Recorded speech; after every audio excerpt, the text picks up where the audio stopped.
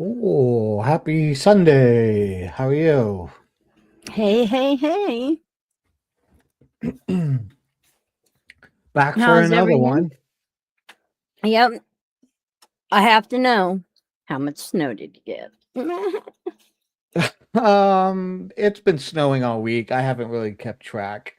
Enough that I was like shoveling every day, at least once every day, if not 2 or 3 times. But yeah, I'm kind of over it. I don't think there's any in the forecast. I'm looking right this minute, and oh, wait, next Friday, next Saturday, they're saying. So, yeah, I don't know. We're not out of the woods yet. Angel Gamer got over a foot. And Probably in all, like, yeah, yeah. But yeah, it's well, like it gets warmer during the day, like because it'll snow in the morning or at night or in the late evening, and then during the day it get warm, so it melts off a little bit. But I mean, the ground's covered. There's snow everywhere. yeah, Lola, because I was gonna say, while these guys are getting snow, I'm gonna get hit with 100-degree temperatures. Yeah, lovely. They are, and this is, now we will normally get like a day or three that pushes 90, like to Mm-hmm. kind of tease us. And then it drops back down to the upper 60s to 70s at this time of year. Yeah, yeah. So But this 90s and 100s that we're getting for like a week long is unprecedented, and we don't usually see something like this until June. yeah, I hear ya. I mean, I hope this isn't one of those years where we get snow like into like up to June. Like I've said before, we're close to the mountains and we're just in a weird area, like where I mean, south of us there's Drumheller and it's a desert. Like literally there's cactus there in the summer, like it Wait, barely snows. If it snows there at all, they just get a light dusting, but it's an actual desert where you know I'm in the sort wait a of minute. prairies, the foothills to the Rockies, and I mean, it just the weather systems can be so weird. So I don't know. I hope it's not one of those years, anyways. Not by much, Muxter, because we were late. Or I was, as usual. Yeah. Okay, Spider Dog, I have to ask you. You said cactus in the summer. Does it migrate south for the winter? I guess so. I don't know. Hey, Ghost Walks. Yeah, I'm from Alberta too. I'm in Calgary. Was Nice. is it chemtrailed snow? Yeah, I think it is. Could be. Maybe Todd put some stuff down and, We just started. We were late anyways, Muxter. So Yep, yep. Uh Fierce winds, tornado. I've survived 2 tornadoes. I have no problem avoiding them for the rest of my life. yeah, kind of scary. We're in the last bunch of years, like we have tornadoes here, but they're usually more in like central Alberta kind of thing. But we've been seeing them as far down here. Oh, you're in the Coots area. Okay. Nice to know. Hope you're having a good day down there. I'm Over very there. far very far south of both you. Hey, Dr. Phil. Um, yeah, the first tornado, I guess I don't Experience. really consider it survived, but definitely experienced, was in Mhm. Indianapolis. So Oh, no okay. surprise there. It was in, oh man, I want to say 94? No, 92.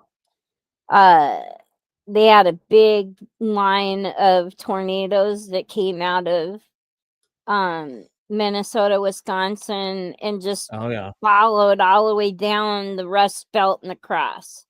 Hmm. And I was in Indianapolis. Yeah, it was 91.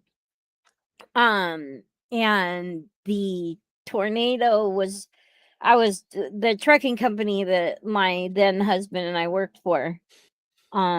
We were at the terminal and the tornado cut across the border on one side of our terminal. So of course all the power got knocked out. Yeah. The wind blew the swinging glass doors open, shattered them. Mm.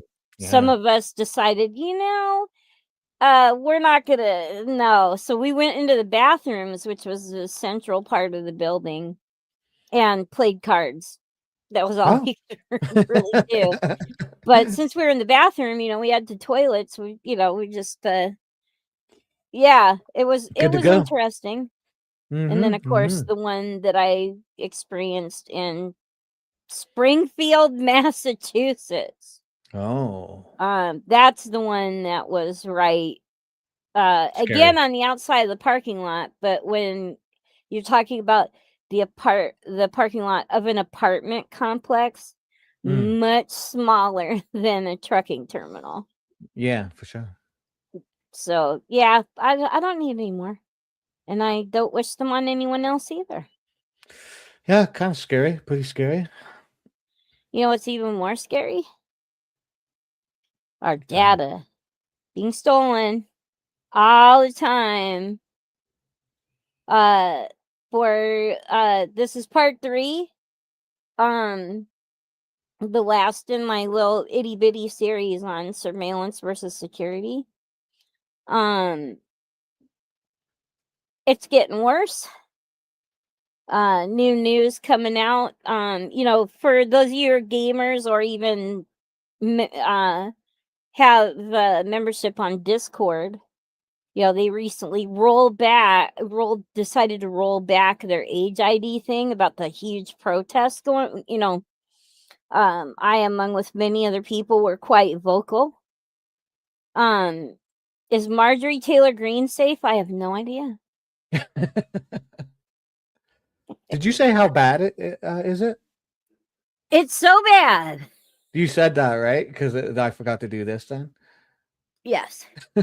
Sorry. I'm tired today, everybody. I'm sorry. I apologize.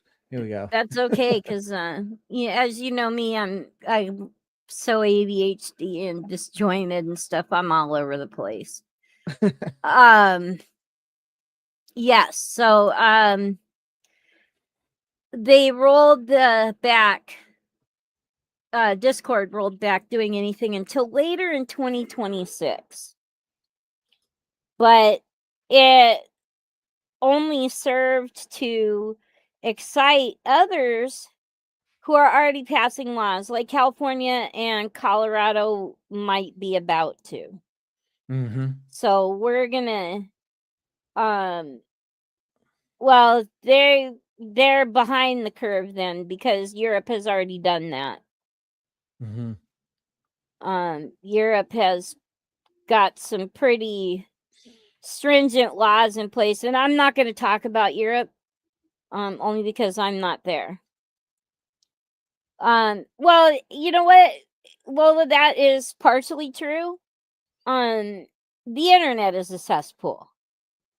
But the thing of it is, if you're going to have an open and a free internet, you have to protect the cesspool too. And Yeah, that's the ugly part of it.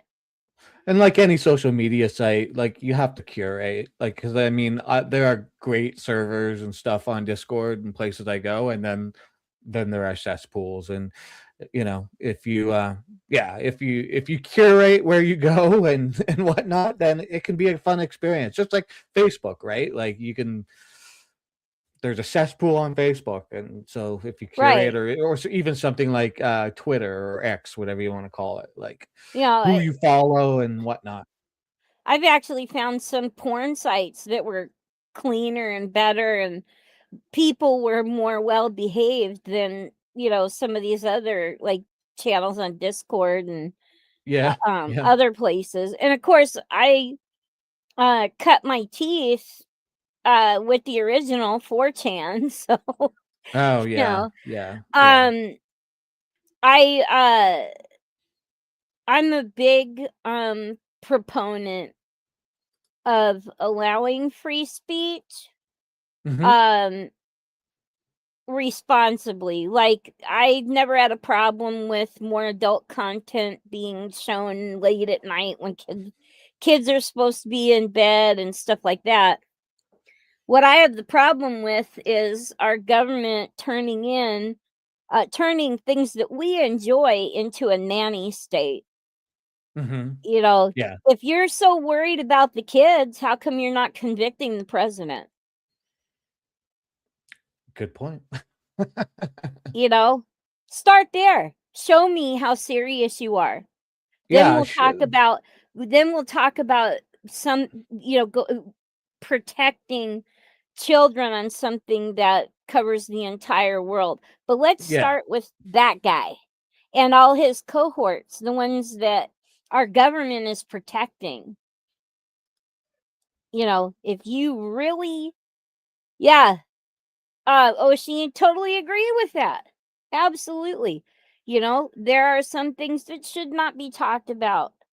And I am totally fine with protecting children. But if you're going to protect the children, we're going to do it. You see, everything that our government does, it does at the expense of us, the people. Mhm.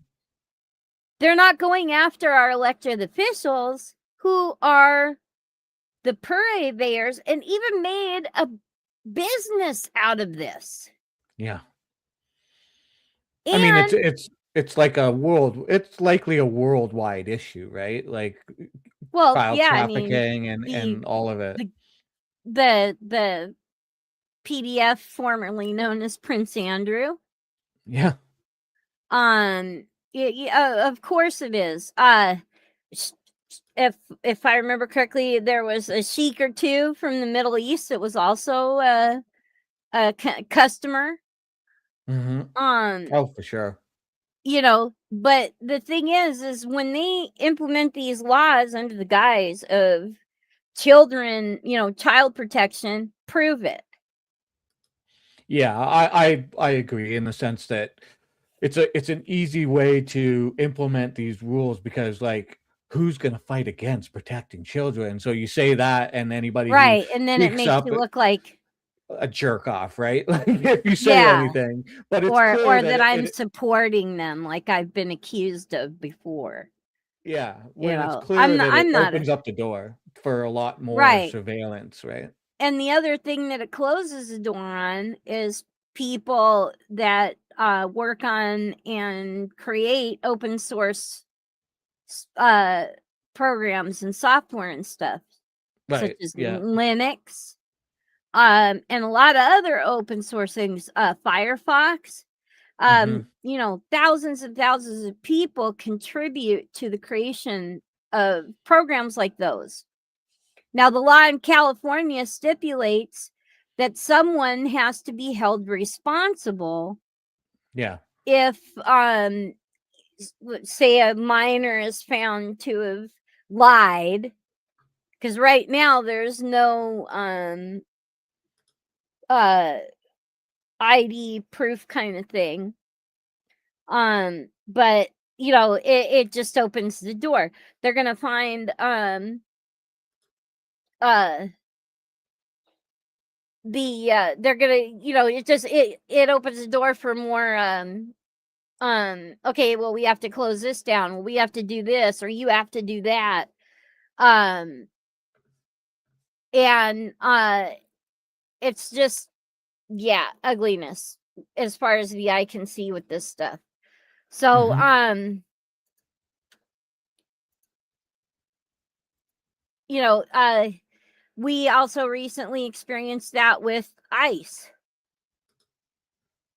They There was a gal who was in her um She was one of the people that would patrol her Minneapolis neighborhood Oh and then yeah. report on movements of ice. And someone in the car leaned out because they saw her following, and they said they're going to take her home, and then yelled her address out to her. They already had her information. Mm-hmm. That's happening to a lot of people. And that's not only where they get you to. It isn't just the government. But we're going to start there with the government because they're the ones that basically lay the groundwork for this kind of crap. Allegedly, so basically the way things are going right now with the government is we don't have privacy anymore, and we're supposed to, because the Fourth Amendment is supposed to protect us. The government's job is supposed to protect its citizens and the citizens' rights to be secure, and it clearly states it: be secure in their persons, houses, papers, and effects against unreasonable searches and seizures. But every year, the court, usually the Supreme Court, has to reiterate or decide what is a reasonable search or seizure. Mm-hmm. And now it's having to involve this huge amount of technology that just moves way faster than the government can keep up with. Yeah, that's a huge problem with everything, with the technological advancements of, the internet, AI, software, everything. It's really, it's almost Right. impossible at this point, right? Like there's no way that the way the governments work, it's near next to impossible for them to keep up with stuff because they can't pass legislations quick enough. And it would appear that they clearly know this, and so when they do pass legislation, it seems to be not necessarily well thought out and like over broad, like have a like overreaching to try and like, well, maybe if we overreach a bit we can get ahead of it, but that's not how this is supposed to work, right? Right. One of the ways that they've been able to do that, of course, which we had previously talked about, was through the now expired Patriot Act. Mm. And they've had to since update that so that they could keep up some of their most favorite programs.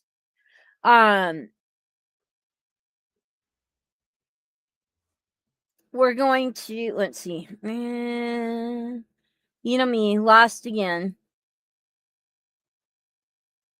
Oh, I know what I forgot to add to this. The flock cameras. Yeah, if you are tooling around your neighborhood and you look up on a pole and you see this big white rectangle that has a camera attached to it, you're looking at Flock, which is a company that, and we've talked about this a little bit before, that takes pictures of license plates and records the location of that license plate. And law enforcement and security firms that are subscribed to Flock are able to log in and look at that database and look up your license plate. And everywhere that a Flock camera has taken a picture of you, they are going to have basically a diary of your travels.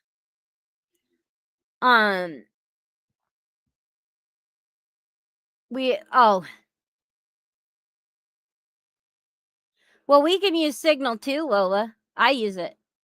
I'm gonna get into that in the third part. Because Signal is available to us, regular people.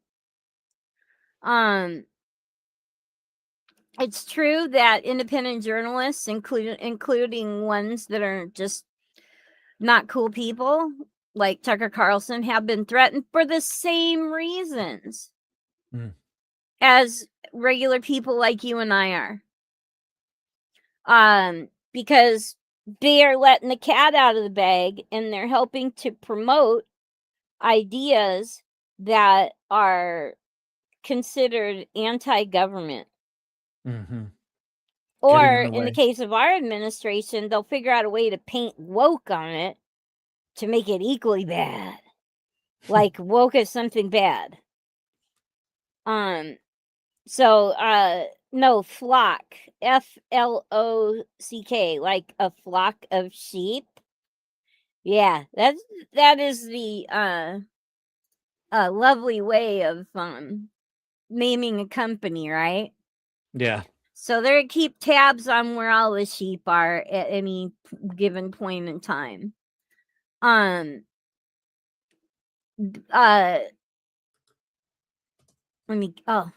gotta get back to this other thing.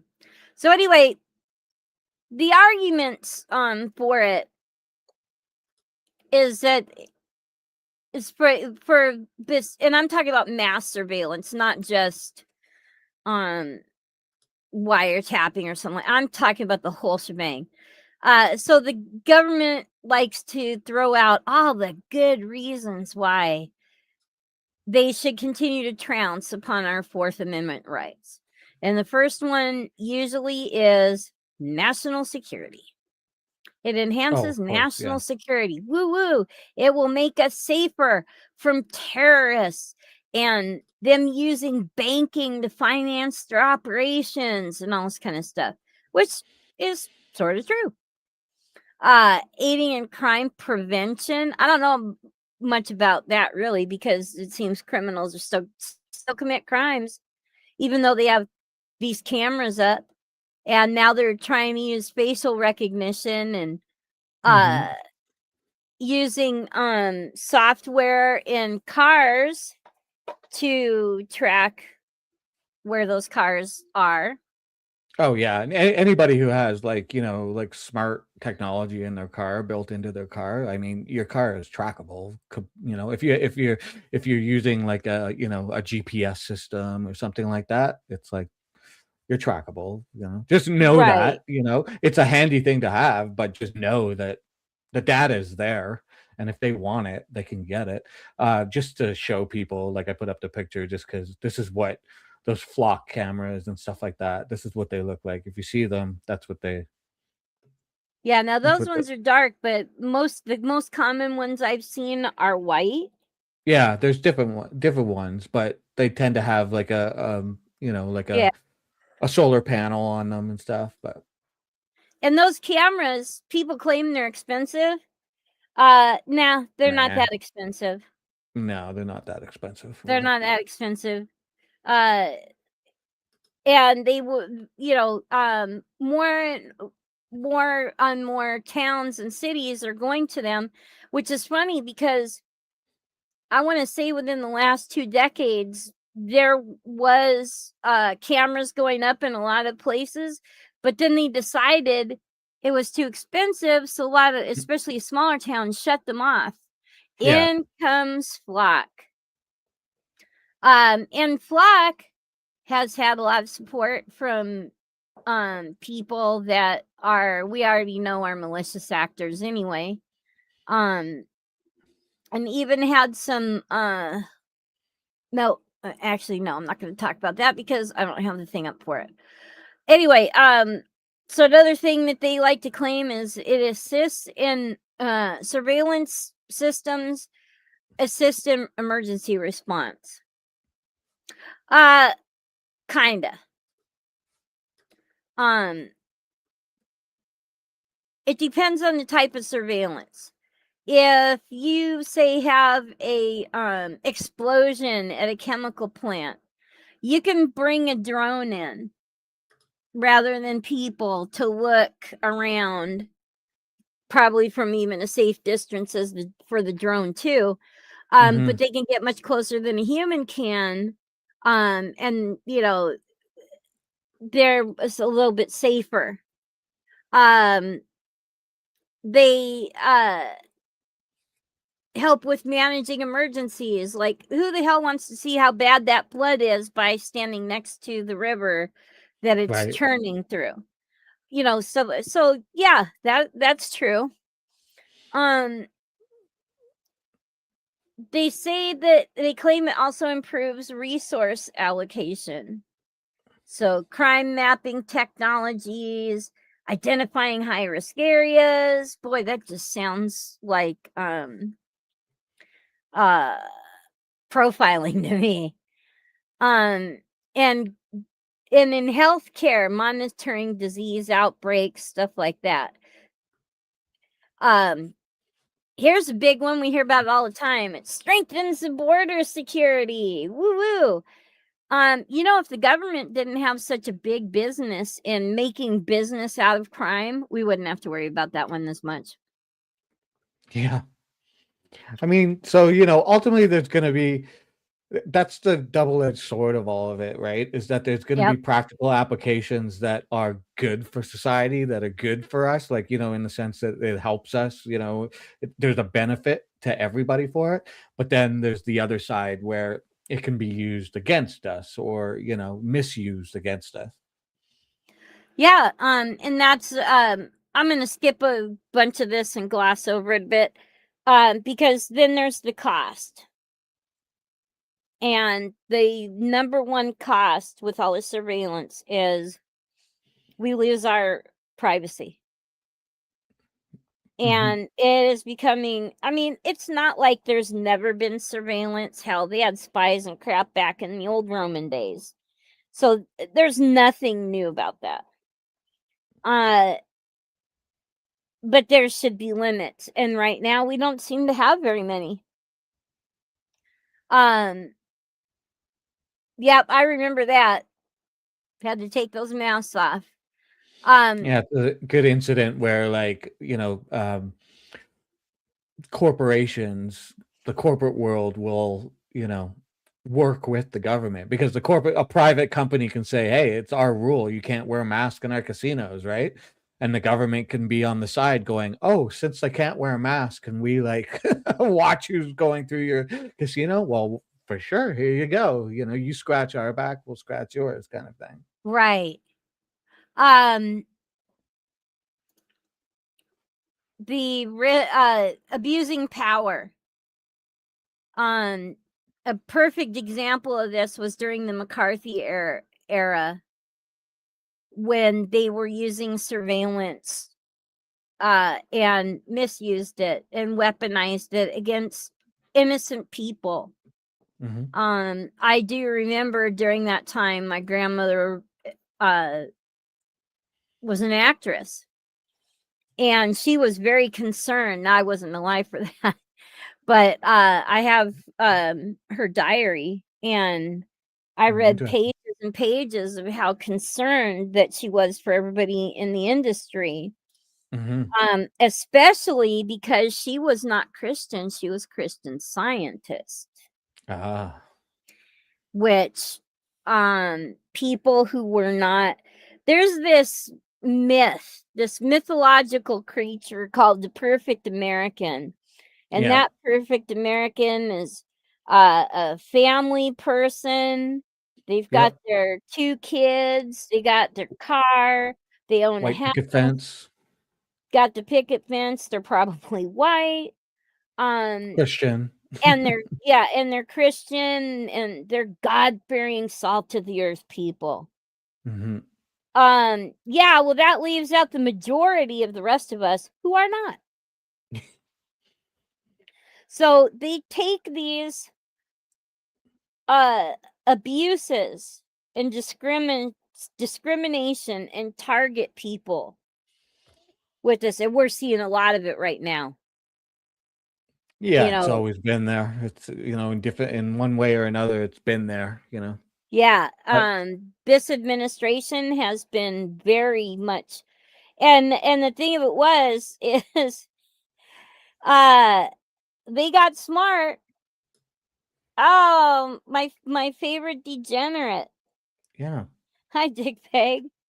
So, yeah, this administration got smart and it decided, hey, they're bitching about us grabbing all these brown people. We'll just pick some of them up too, so it looks fair. Right. Yeah. So, they know how to play the game and play it well. And this particular president had 4 years while Sleepy Joe was at the wheel. Actually, his puppet masters were at the wheel, so he could learn how to abuse the system even better than he had before. Yeah. One of the things that really scares me is when they implement stuff like this. It yeah, exactly. When they implement stuff like that, people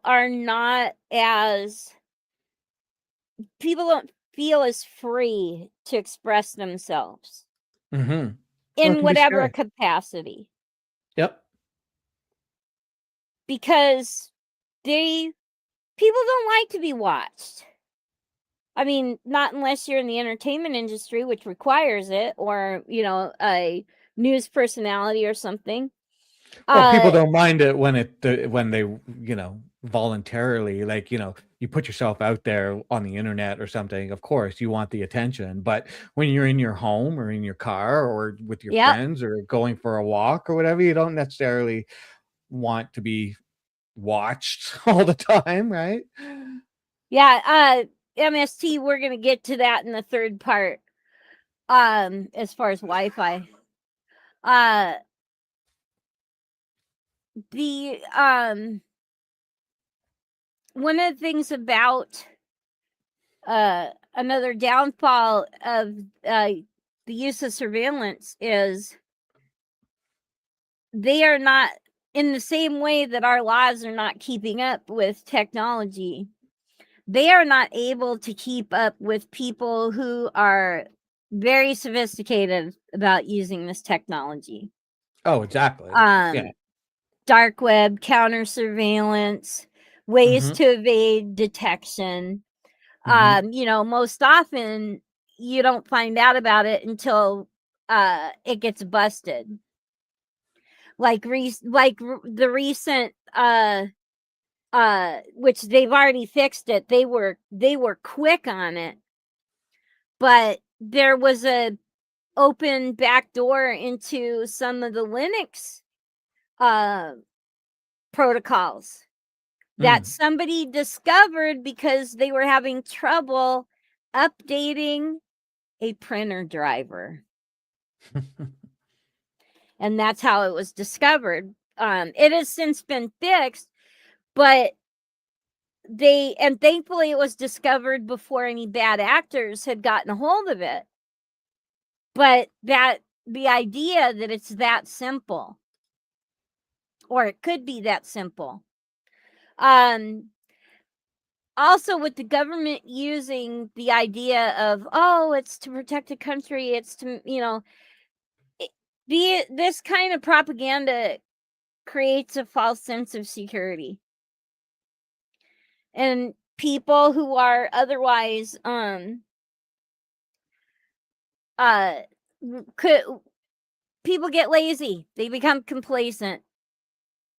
And then they don't pay attention to what's going on around them, let alone what's happening in front of them. We're Mhm. lulled into this sense of security that, yeah, our law enforcement's got it. They're going to beat the bad guy, right? Like, oh, we're going to beat Iran. Oh, we got the bad guys, right? No. The bad guys are who are running our government. Yep, I'm saying it. I'm fed posting my own self. Um, the government also likes to hide the tons of money they spend behind crap like this. Yeah. Oh, we gotta, upgrade this surveillance and stuff like. Meanwhile, poor poor enlisted personnel in the military are using crap software from like 30 years ago. Yeah. And these are the people that we are expecting to defend our freedom, and they don't even have this stuff to do it because they're not ICE or something like that. Yeah, they're not whatever the administration is using at the time, like, like Trump is using, ICE through the Department of Homeland Security. So, they're gonna get the money, or it's that sort of thing. And then, you're watching the FBI essentially be gutted so that Yeah. they can't do their job and go after the Epstein thing, or go after actual like terrorism threats, or Russian interference or whatever stuff like that. So yeah, whatever administration's in, they're gonna have a whatchamacallit, an agenda, and whatever Mhm. elements of the government they want to fund, they're gonna get Hey, money for those elements. Ghostwax, you are obviously in the know, because you're using terminology that I've been skipping Yeah. using because I'm trying to make this digestible for people who otherwise may not have ever thought that they needed to look into this. Um, but there is also another reason for that, and it's more what I focus on, and that's the psychology behind it. It's very much similar to Hmm. other let's say dictatorships, authoritarianism, stuff like that, where if we keep the masses at a dumber level, they're not smart enough to take us over. Yeah. And who would be in the best position to take over but people trained in the military? Yeah. And that's why most people who uh were in the military that held high security clearances are also on a list because they are potential future terrorists. Yeah, they're a threat, of course. So, and of course is the Yeah. list. Like, you don't get on a Yeah. security. So I mean, on the Um, most basic principles of the human drive. That's why it's so expensive to get higher education. That's why they mhm. have consolidated higher education. You see that a lot of these tech schools now, instead of having a broad array of things we could take, they're healthcare workers and people that do billing, medical billing, and they've really condensed a lot of this. Mhm. And our intellect becomes dumber every year for it. Um, yeah, you don't want to be the IT guy.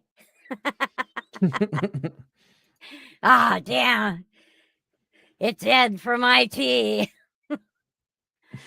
um, so yeah, I may be a little too dumb for you on this one because now my husband's the analytical one. I'm not, but I'm trying to take a very complex topic and uh try and explain the basics to people, regular people, because in order to protect yourself, you can't just sit on your laurels and think that your firewall is going to protect you.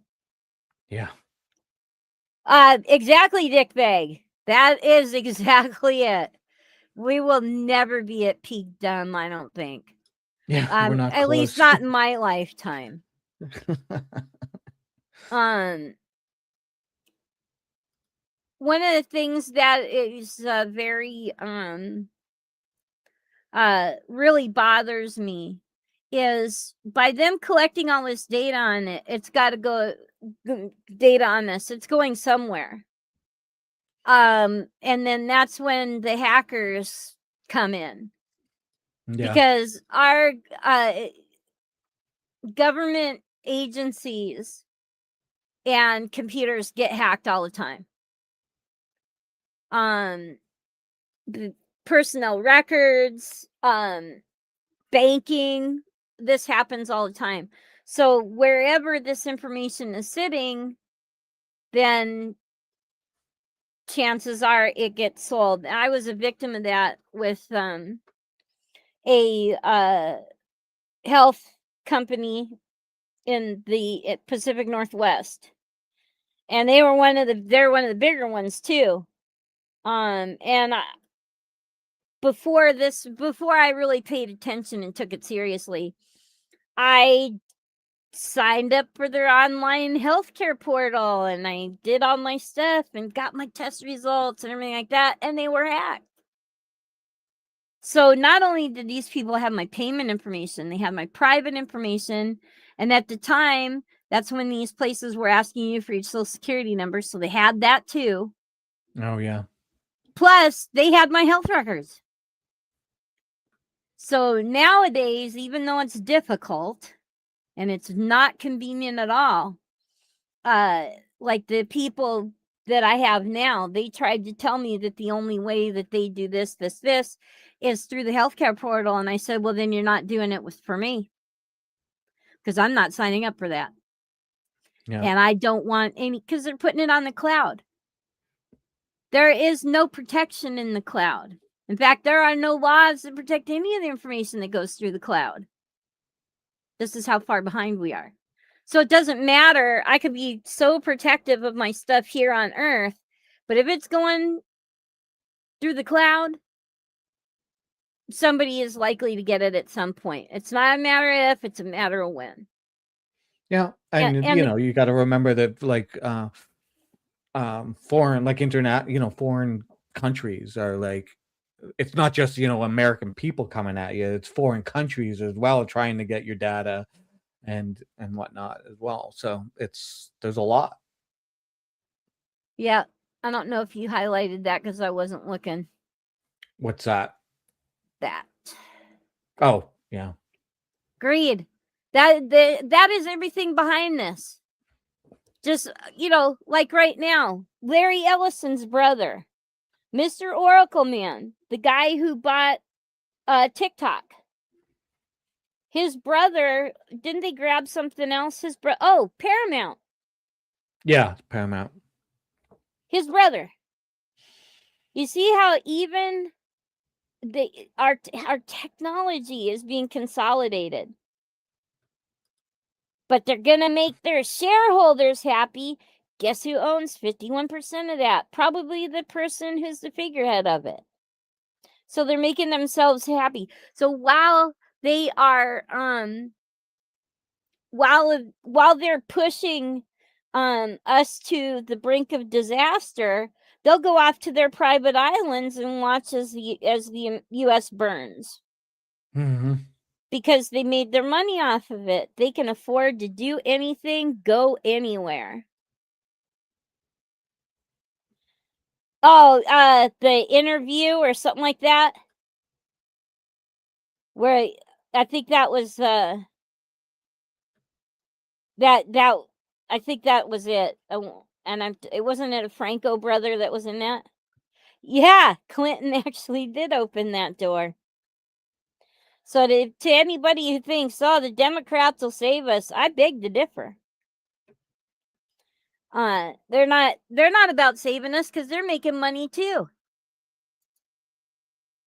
And unfortunately, this type of technology gets abused by using it on marginalized groups. And we see that in Minneapolis, all over Minneapolis. Minneapolis has been a firebrand city for a long time. So I at first I was surprised they went after a small city like Minneapolis. And then now I realize it was the perfect place to spread the propaganda of fear.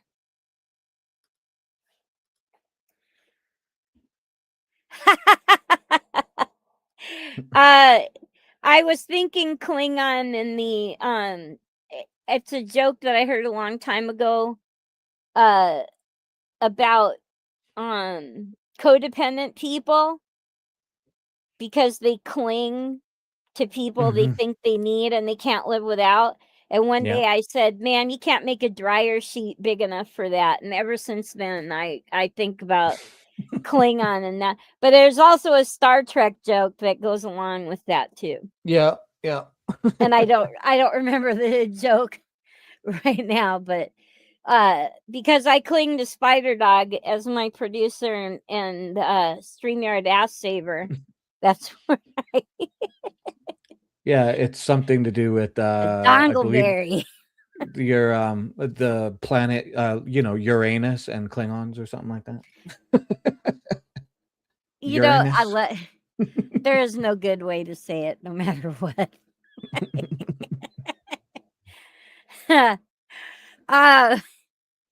Other ways that our surveillance is being abused on us is mission creep.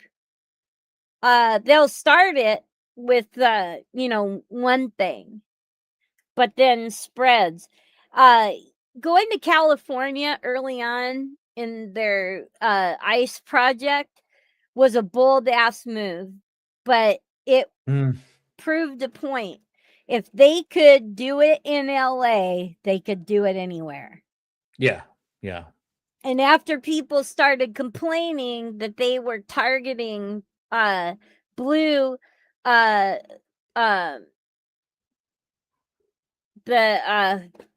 Blue states. the city? Well, the cities.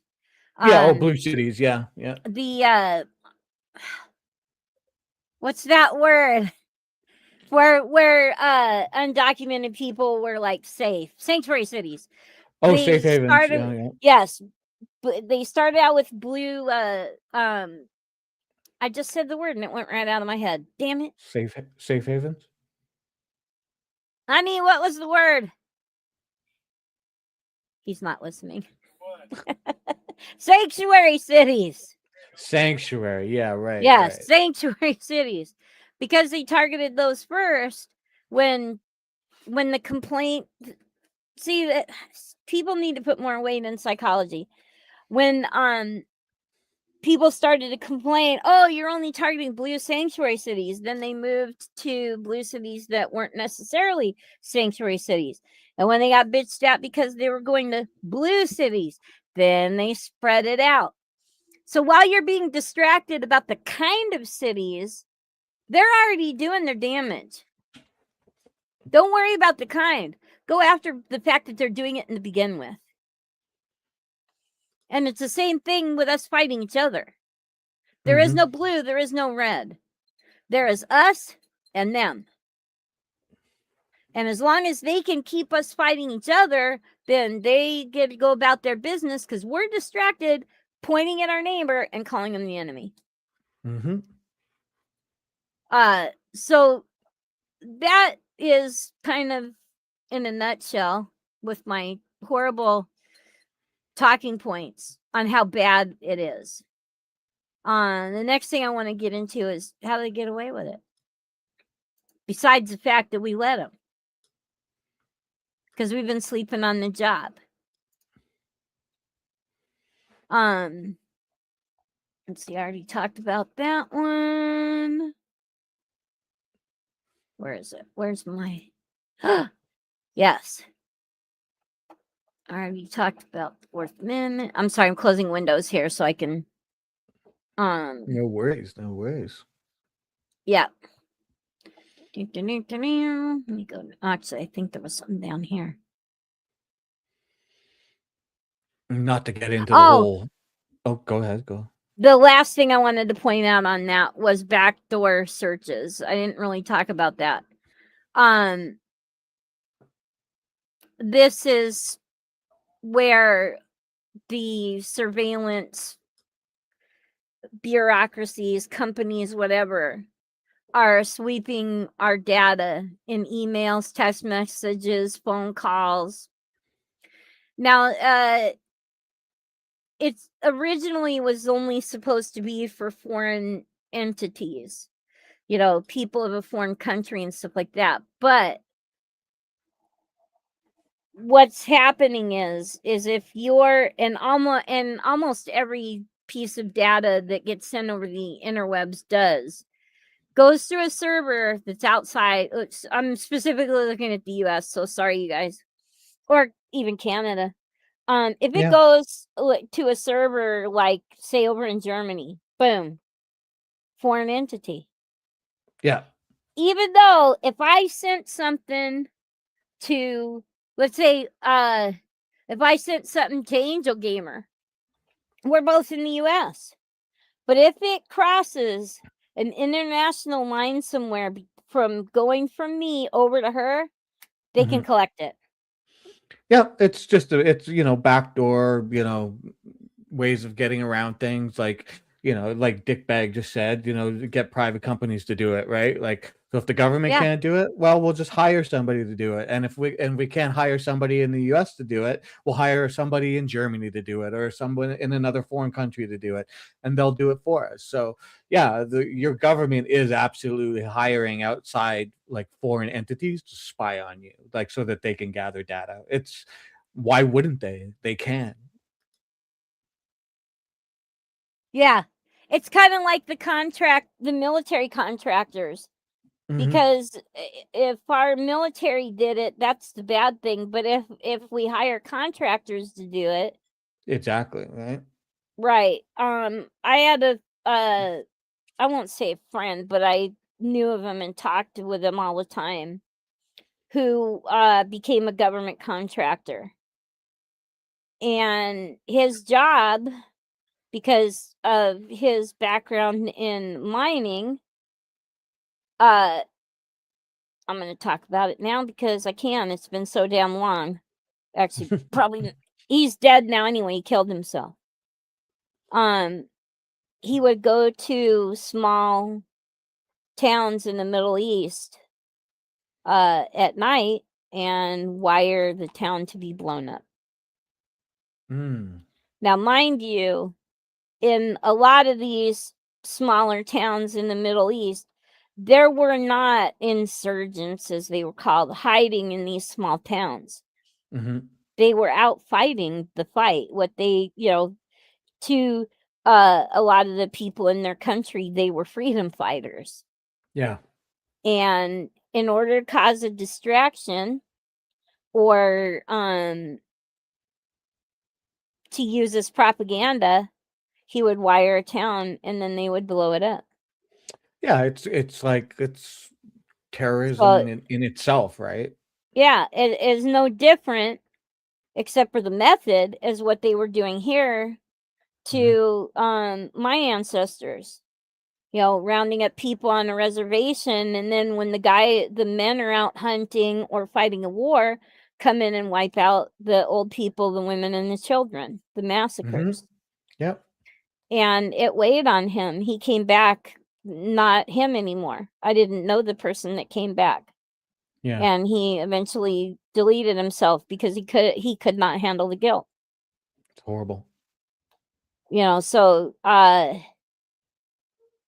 this collection of information is used for a lot of nefarious purposes, but they will paint it as protecting you. um they will another one is speed.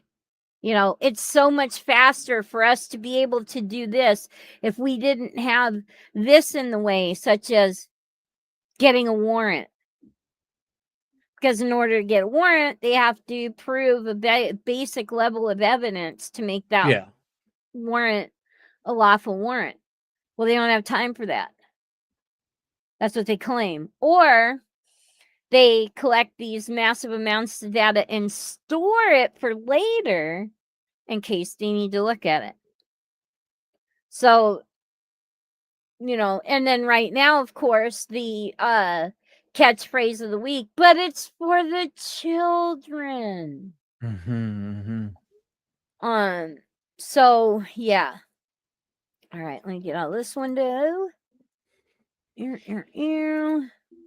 Yeah, and Dickbag, I think I don't disagree with that statement, but I also think it's like people they're busy trying to survive and just get food on the table and fill the refrigerator and like get to work and do the things that they need to do. And it's like we're bombarded with so much stuff. It's like, what are you supposed Well, to do? People are that's trapped in this system, right? well, we're only trapped as much as we allow ourselves to be. For sure, but Because it's this is hard. by design. This Oh, is for why sure. they don't. This is why the hourly pay has not kept up with the cost of living. Hmm. Because now they keep you desperate. You're afraid, you're terrified to lose your job because there are no jobs out there. And that way you won't leave them. Hmm. This is the modern form of slavery, the worker bee. Hmm. You stay working for us and compliant. We'll give you enough to survive. And you're going to like it. Yeah, you don't want public education to be too good. You don't want Yeah. wages to be like everybody to have a working wage, living wage. You And have to we could keep people take, on the edge. well, not just Henry Ford, because Reagan took those ideas and perfected them. Oh yeah, totally. I mean, Henry Ford, the industrial era led to, Mm-hmm. the practices, the labor practices and everything like that. And of course, people just perfected it as it went along. Right. It's capitalism is, I'm not a fan. I love all the stuff, but the beast that is capitalism is it's killing us. It's working us to death. It's destroying our environment.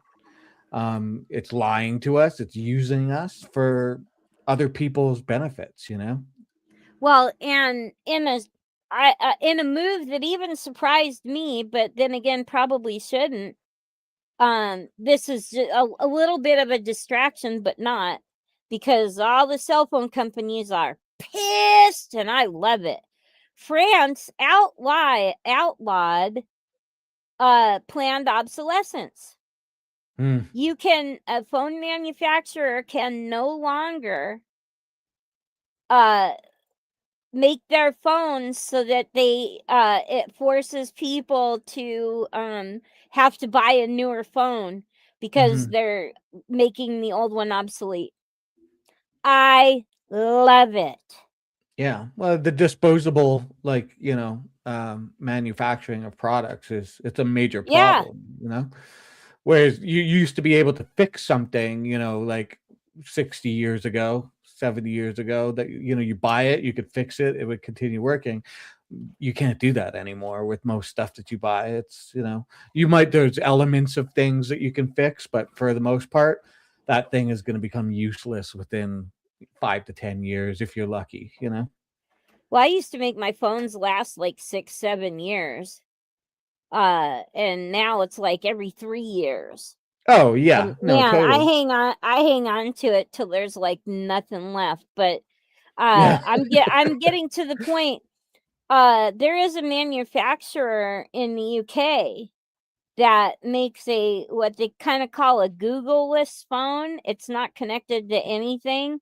You Yeah, put yeah. your own apps on it, you decide how you want it to be, and you can repair it. They sell the parts and they are affordable. And as you know it, the phone companies here are trying to block it from going to being mass sold in the US. Mhm. Um, kind of like back in the day when Elon Musk wanted to start his little have his Tesla dealerships, and the big Mhm. three blocked him. Not that that panned out anyway. They're expensive throwaway cars. Yeah, because they made these damn phones where you can't replace the battery. I used to replace the battery all the time. And I can tell you now, this computer I have right now, somebody bought for me. But the previous 3 computers I had, I built them. And I am not a tech person, but it's, I was a mechanic. I'm good at replacing parts. That's what a computer is. I replaced parts. Can I show you something here? Yeah. It's I'll just play a little bit of this. It's just kind of interesting just because we're talking about computers and stuff, and I saw this not too long ago, and it's pretty interesting. I like the name of the channel already.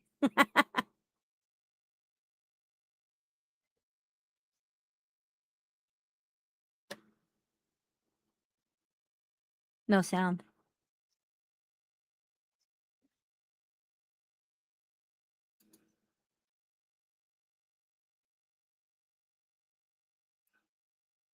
Is there sound on it or What's that? what is there sound for that video? Because I don't hear anything. Oh, you're not hearing it? Is everybody No. else hearing it? I'm just gonna wait and see if chat is saying, like, I'm hearing it. Could chat hear it? No sound. Oh, weird. Okay. I'm not sure why that's happening.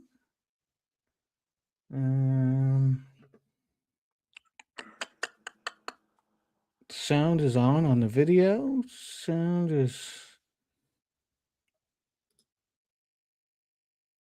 nothing. Eh? You didn't hear anything. Okay. Yeah, nothing. So something on Okay. Well. StreamYard. Yeah. Okay. I'm not sure what's going on here.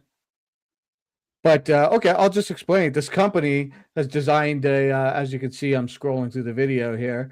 The everything about it, like, so the adapters you want for, like your USB ports, the keys, literally the screen you want, everything about this computer is modular, and you can check your second monitor.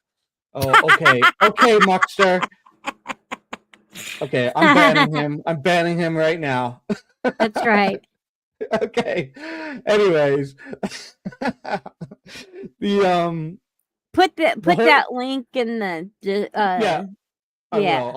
I'll put the link in our descriptions at the end of the show. But the whole computer is modular, so you can decide like what ports you need for your computer, what screen you want, what every bit of it, and the inside of it is modular as well. Like, so you can change your, like, any of your cards or your memory or anything, and it's all doable by you. All you need is a screwdriver, and you buy the product, and it tells you open up this, unscrew this, and just replace it. There's no like soldering, there's no nothing. It's completely modular, and it's for dumb people like me and whatever that aren't great with computers. I've never soldered anything on any of my PCs I built. I know. I'm just saying, like, I know that you don't really have to do that anymore, but it's a really cool thing, because I think that type of design can teach people about computers as well, right? Because it's like, if you don't know, what does what, they've designed it so that it's so easily put together and replaceable and changeable, that you can learn what the things in your computer do. But also, it's something that, like the title of it says, don't tell Tim Cook about this computer, because it makes it all easier for us to design our own computers, right? So, well, way back in the day when I was a kid, and probably most of you weren't developed yet. There was a company called Heathkit, and I came from a family of people that were into ham radios, so building their own radios, so stuff like that. And this company Heathkit was all about electronics. You could build a transistor radio. And it even had the options. You could get the AM radio, or you could get the radio. It was AM and FM. And that wasn't all this long ago, you guys. It's like 50 years ago. Half Yeah. a century, damn. Uh, and I really, between Radio Shack and Heathkit dying, um, to me, those two business entities were so important. Because yeah, you go down, you need some transistor or some little capacitor or something that you want to Yeah. weld on your little board there. You just ran over Radio Shack and grabbed one out of the bin. Mm-hmm. They had all bins of all sorts of things. And uh even that I went I had gotten a radio, a Ranger 2950.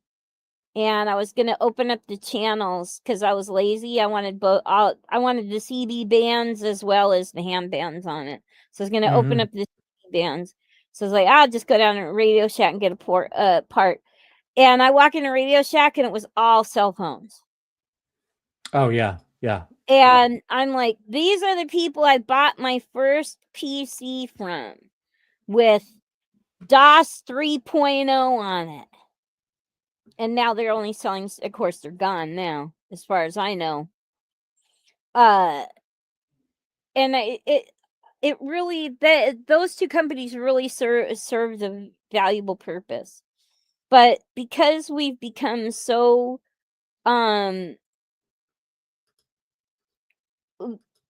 I want to say white collar oriented, but that's not even accurate. Yes, I had a trash 80.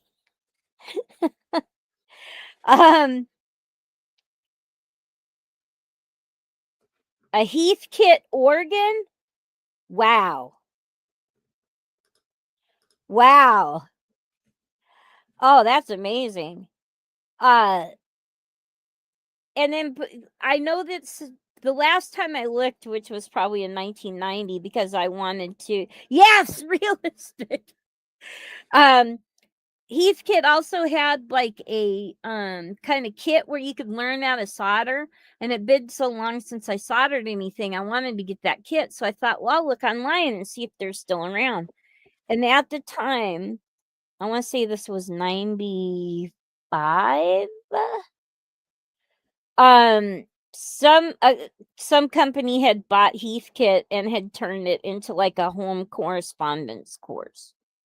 I Mm. don't even know if it exists now. I haven't looked in so long, but I was just so disappointed Yeah. because you could even build your own TV from Heathkit, Oh yeah. and at the time you could do a big 19-inch screen. Yes, Magnavox was big at the time for us. We were a Zenith and Magnavox family, yeah. RCA. Oh my goodness.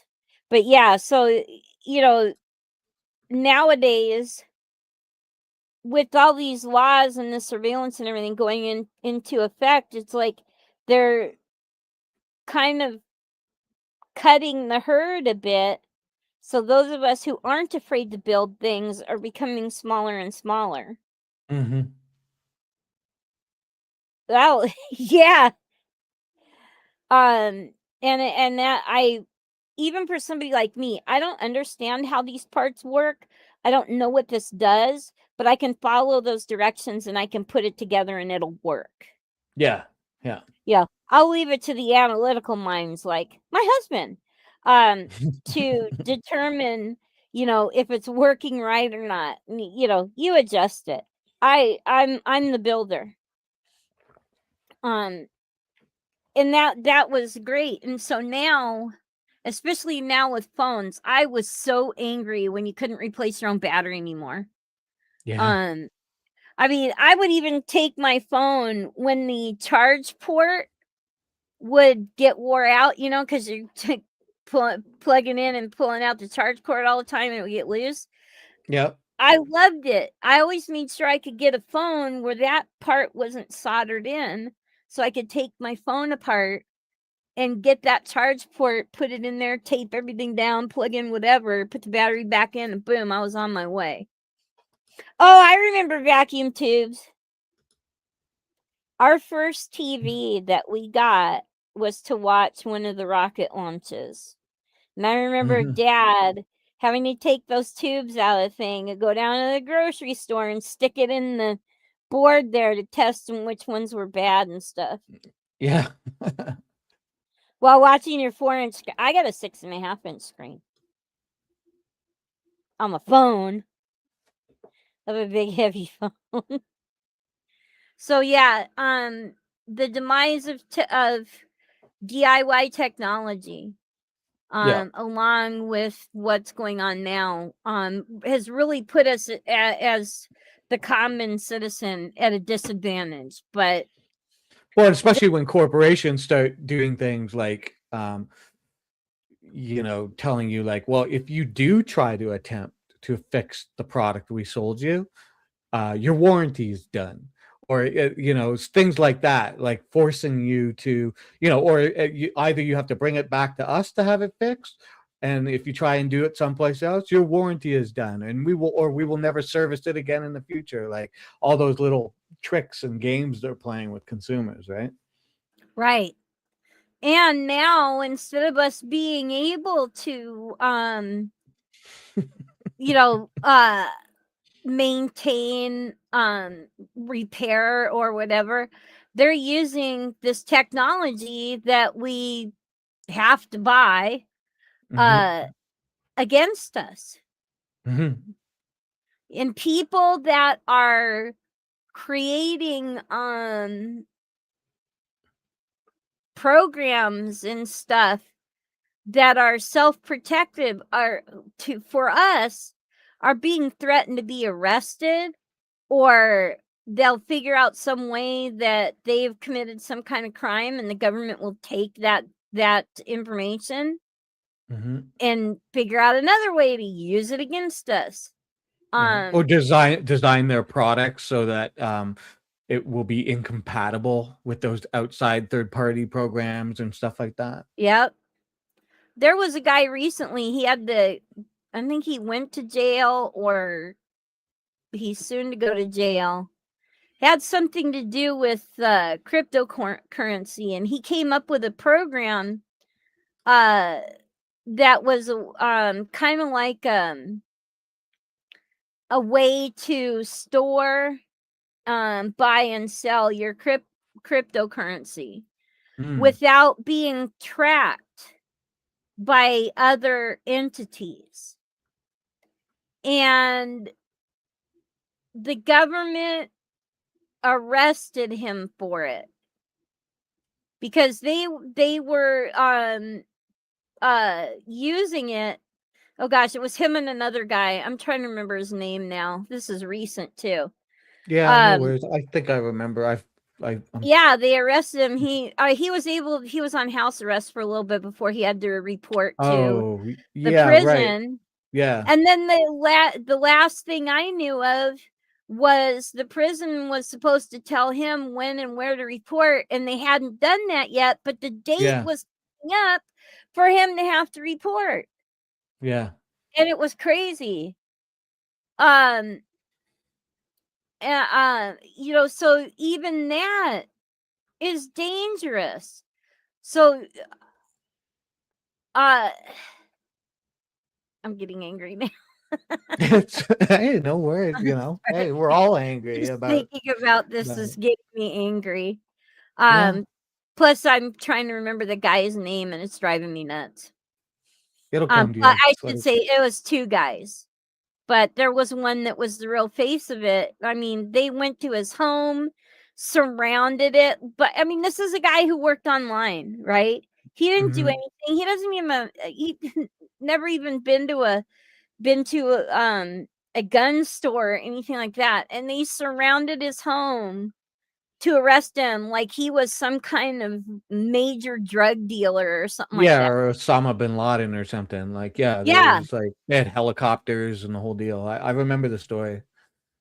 Yeah, it just oh my I just anyway, Monster. Not much of a businessman if he could afford a Trump the pardon. Trump pardon, yeah. Not enough money, didn't know how to grease them Yeah. palms. Um, Tim Apple. Oh, are you talking about Tim Cook at Apple? Yeah. Let me tell you what, that is one company I stay far, far, far, far away from.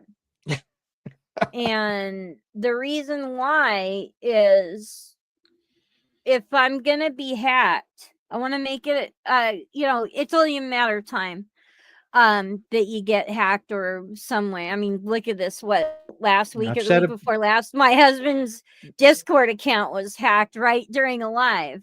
Yeah. They're listening. My computer restarted on its own. I remember, mine used to do that too if I wasn't keeping up on my updates. And then now it's like, do I want to keep up on my updates? Yeah, I've said it a ton of times. Like, if you don't, like, I don't care what people think. Like, I'm not saying don't protect yourself and don't do things to protect yourself, but if they want you, they're gonna get you. Like, it's just the way I'm it gonna is. make it as hard. No, it's not I the get way it. it is. Well, Yeah, this is I when understand. we differ on big time. I know. I The understand what you're reason why saying, I but stay away from Apple products is they use one operating system. Mhm. And if I'm trying to protect myself and I'm going to make it as hard as possible. So yeah, can my Android phone be hacked? Absolutely. But there's way more of those operating systems than there are with Apple. So it's a simple way of making it just that little bit harder. Yeah, and what I'm saying is, like, freaking Christ. Jeez. totally. I'm saying if the government itself, like, if the powers that be want you, they're gonna get you. It doesn't matter what you have. You're Yeah, gonna but you could, like I said, I'm gonna make it harder. I get it. I get it. I'm not arguing with you I'm on a that. fighter. I hear you. I'm a fighter. Anyway, where were we at? I went off on my tangent, right? I'm waiting for Muckster to say something. Yeah, so other ways that they're doing it. Your car. If you own a newer car, it can be hacked. And especially now with these where's that thing?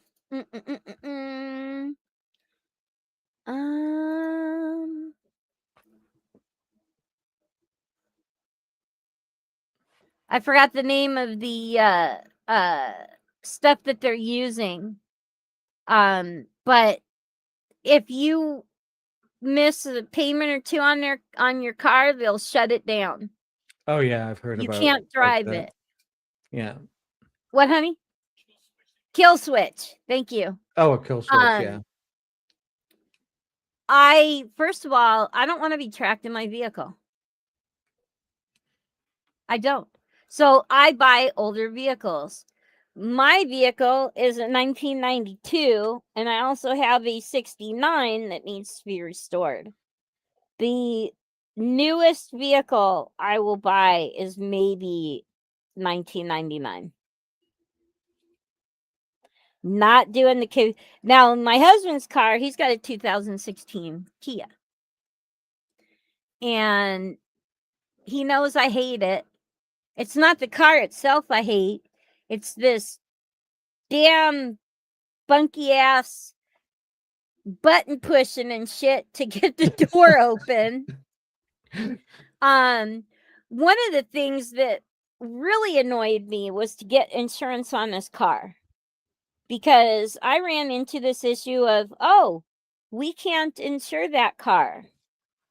Why? Well, we don't know, but the underwriters. Well, what are the underwriters saying? Well, we just aren't going to insure it. Come to find out that it's not his particular model of car, because it's a keyless entry and a keyless start. But my husband's car is a push button. Yeah. And the other cars that had the keyless start, that with the fob where you just push the button on the fob to start it, or I don't remember what it was. Oh no, it was the ones with the key. They didn't have that. They were easy to hotwire and steal. Yeah, there was a YouTube tutorial on how to hotwire and steal Oh, nice.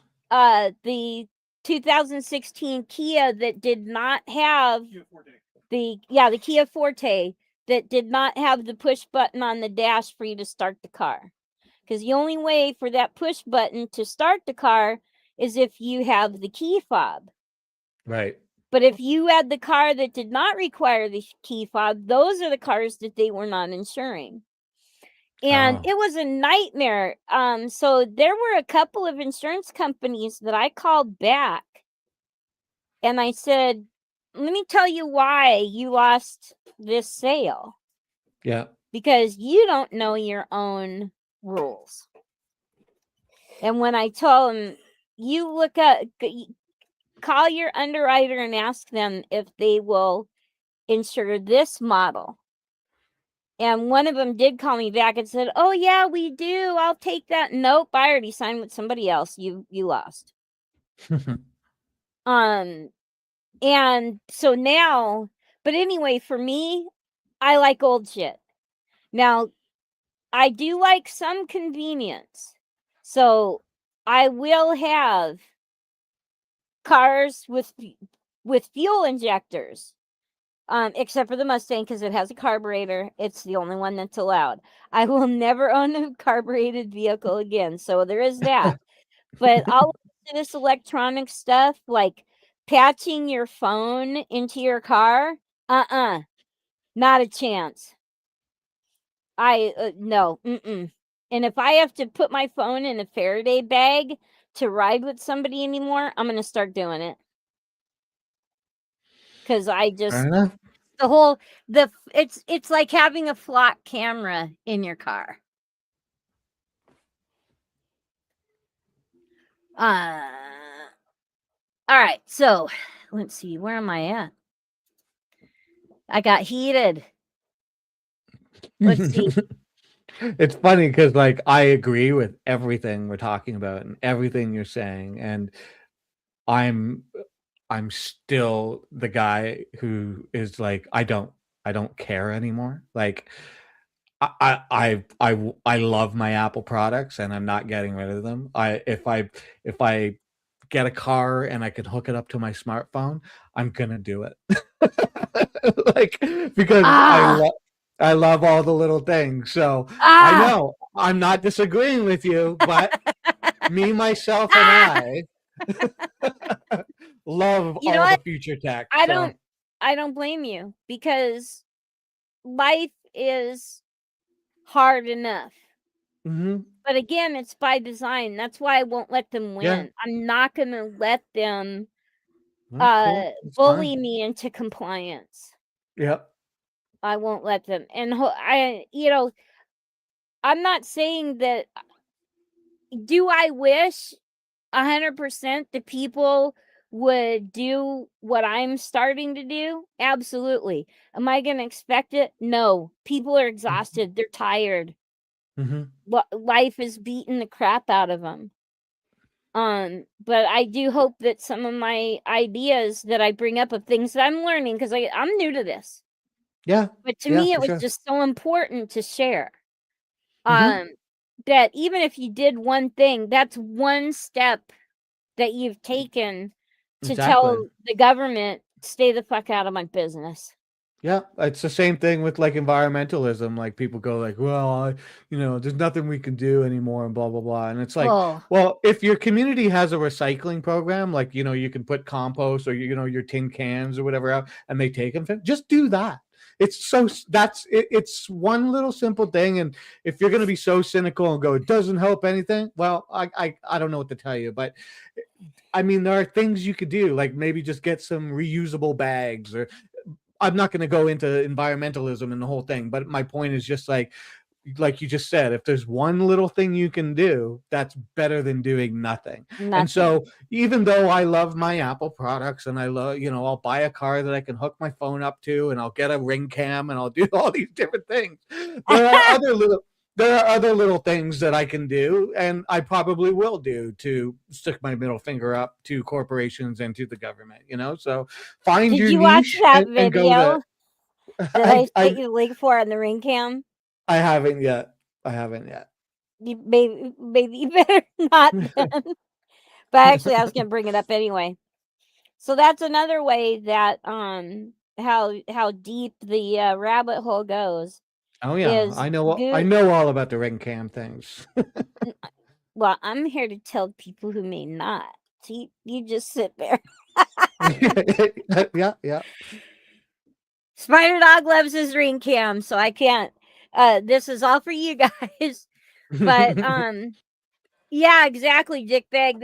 It's well, a popular book that came out when I was younger was a book called Lies My Teacher Told Me, and then later on they came out with part 2. Google has a product.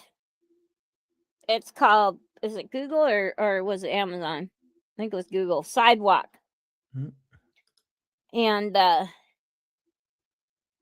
what they're doing, as a matter of fact, the advert. Oh, who does Ring? Is that Amazon or is it Google? Who does? I'm not sure. See, I don't. I know Alexa is Amazon, Yeah, Alexis. but I don't have this kind of technology, so I forget. What? You're banned from ever flying on an airplane? What is that about? Oh, okay. I missed the first part. I missed this part. Oh. And then this part. Yeah, we know that for the self-driving cars now. Anyway, they had that Super Bowl commercial where with the lost dog and how if you activated it, all the Ring cameras in the neighborhood would come on and be recording, so that way you could monitor those cameras, and if you see your dog on the camera, hey, the day is saved. Holy cow, what a nightmare. People were stunned. They're like, wait a minute, I didn't sign up for that. And so then they pulled the program because there was so much negative against it. Yeah, I will not have, it's bad enough, okay, that I have my camera for my computer, my phone. I do not have a smart TV. And anytime I look to think, I wanted another TV, it will not be a smart TV if they still make them. But yeah, I this intrusiveness is too much. It's gone too far. So Yeah, they're certainly making it so that there's no options, like you have to play the game as technology grows, right? yeah, now, and you brought up a good point. If it was available as an option, and an option that didn't get used in a malicious way, like, oh yeah, you can opt out of that while they're still keeping tabs on you or doing whatever. I think I would have a lot less problem with it. But all right, so things, let's see. Yeah, and also too with the kill switch, they will stop your car. Let's say your car's getting repossessed, and I'm gonna make this one last trip to the grocery store before they take my car, right? Boom, they shut your car down in the grocery store parking lot. Within, I don't know how much time, but very short, not too long thereafter, the tow truck shows up and takes your car away because you can't do anything about it. Yeah. And of course they would be able to know that you're no longer on your property, like because they can have a hard time getting your car if it's in your garage or deep parked way on your property and stuff. So yeah, wait for you to leave, go someplace, then shut your car off, and now what can you do? Your car is out in public, they can just come grab it, right? Yeah, they could just take it. And it's too bad because now why is that?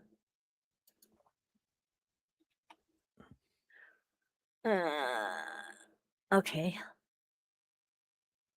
And like another point about just on vehicles, and it's not exactly on surveillance and everything like that, but I don't know if people are paying attention or have seen stuff on it, but there's companies like I know BMW has been thinking about it where they want to charge.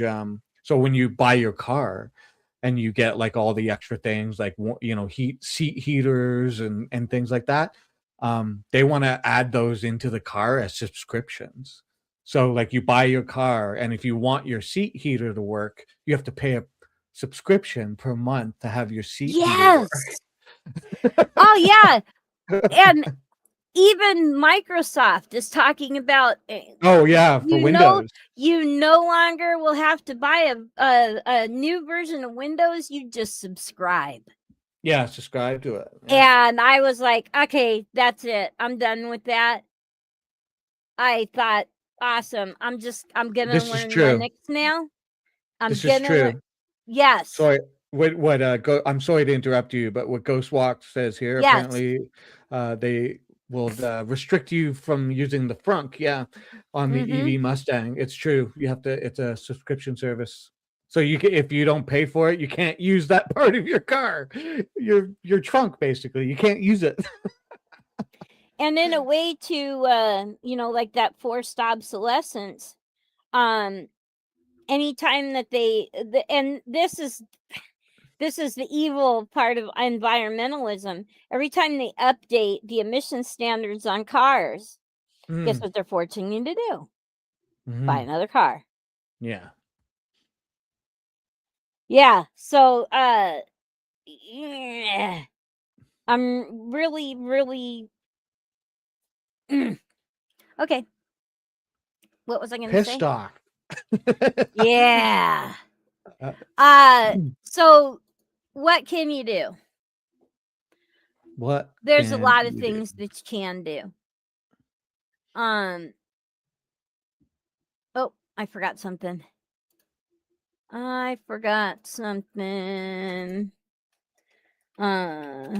on, you're gonna hear me typing because I forgot something.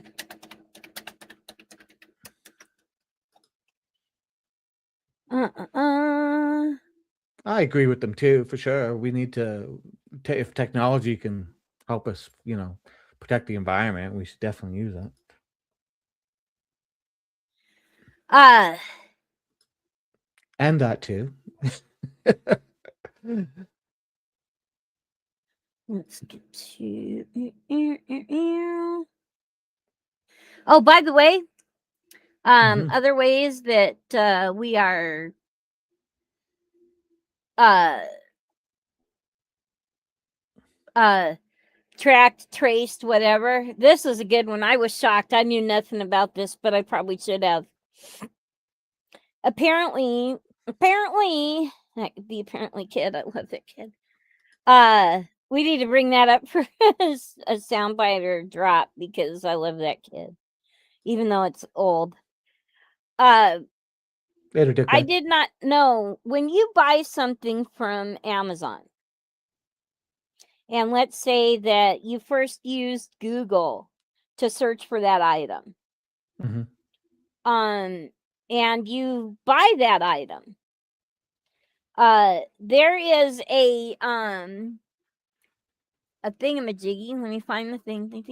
Ding. Where are you?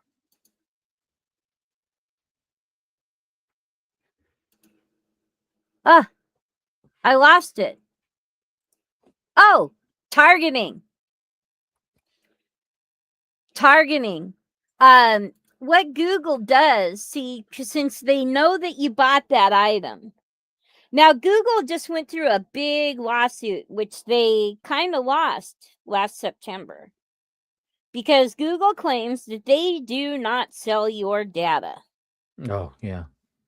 And that's sort of true. Google doesn't sell your data, but they sell access to you. So let's say you have, oh darn it, I'm gonna sneeze. Just a second, you guys. Damn. All right. So let's say that you bought a saucepan, bought on Amazon, but you first looked at Google because you wanted to see what the ratings were so you could buy the best saucepan. As soon as you click on the link that then takes you to Amazon so you could check out that saucepan, Google does this thing where they put your basic information up for sale to the highest bidder. It's like an auction. Now, they don't give your name, they don't give your phone number, they don't give your address, anything like that. But they do say, say 50 to 60-year-old female, the saucepan. All right, who wants to buy this access? This is targeted marketing. Yeah. And so the highest bidder, now Google will take their ads and target them to you. Yeah. You know, or like people with their phones, like I'll never forget this one where the daughter had not told her dad that she was pregnant, but they found out after going to Walmart, and he got an email or something for baby items. Yeah. You know, wow. I mean, talk about how intrusive and invasive that is. Totally. I see it all the time. Like, yeah, what's its that face? is so bullshit. Yeah, MST said, I had plumbing issues and all my ads became for plumbers. Like Muckster and I were talking about this yesterday on his panel. That you see it all the time. I see it all the time where it's like I buy something and now I'm being marketed all the products to go with that thing. Or even you talk about something, you're just talking with somebody, and then I go onto YouTube and all of a sudden there's ads for the thing I was literally just talking to somebody about. Because it heard you. Oh, for sure. The tech is Oh, there. It's DT, happening. I missed him. Okay, feeding the chickens. Take Yeah, care, he took take care, off. dickbag, if he still heard. So yeah, this is where I am not. I am totally against this type of. Yeah, it's creepy. Facebook is awful. Facebook is horrible. Where is that? Gosh, I got one that I wanted to talk about. And the bad part is a lot of this is legal because it's so vague. Yeah. Yeah. The privacy laws aren't strong. Yeah.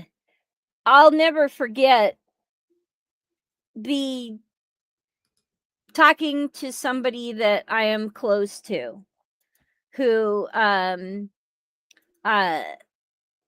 was part of an intelligence group. I'll just put it that way. I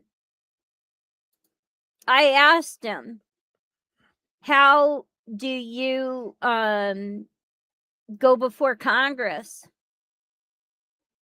and get this stuff that is so horribly invasive? How are you getting it passed? Now, I have to be careful with my language with him because he's fully believing in this stuff. And he said, we just tell Congress enough so they have an idea of what we're doing, but we don't tell them the full thing of what they're doing, what we're doing. And if they pass it, well, then there you go. Yeah, it's and like I was horrified. Yeah, for sure. It's like we just tell them a little bit, and if they're not smart enough to ask the right questions and they pass it, we win. Bingo. There it is. So, as far as big data collection goes, it's obviously not just the government. Silicon Valley.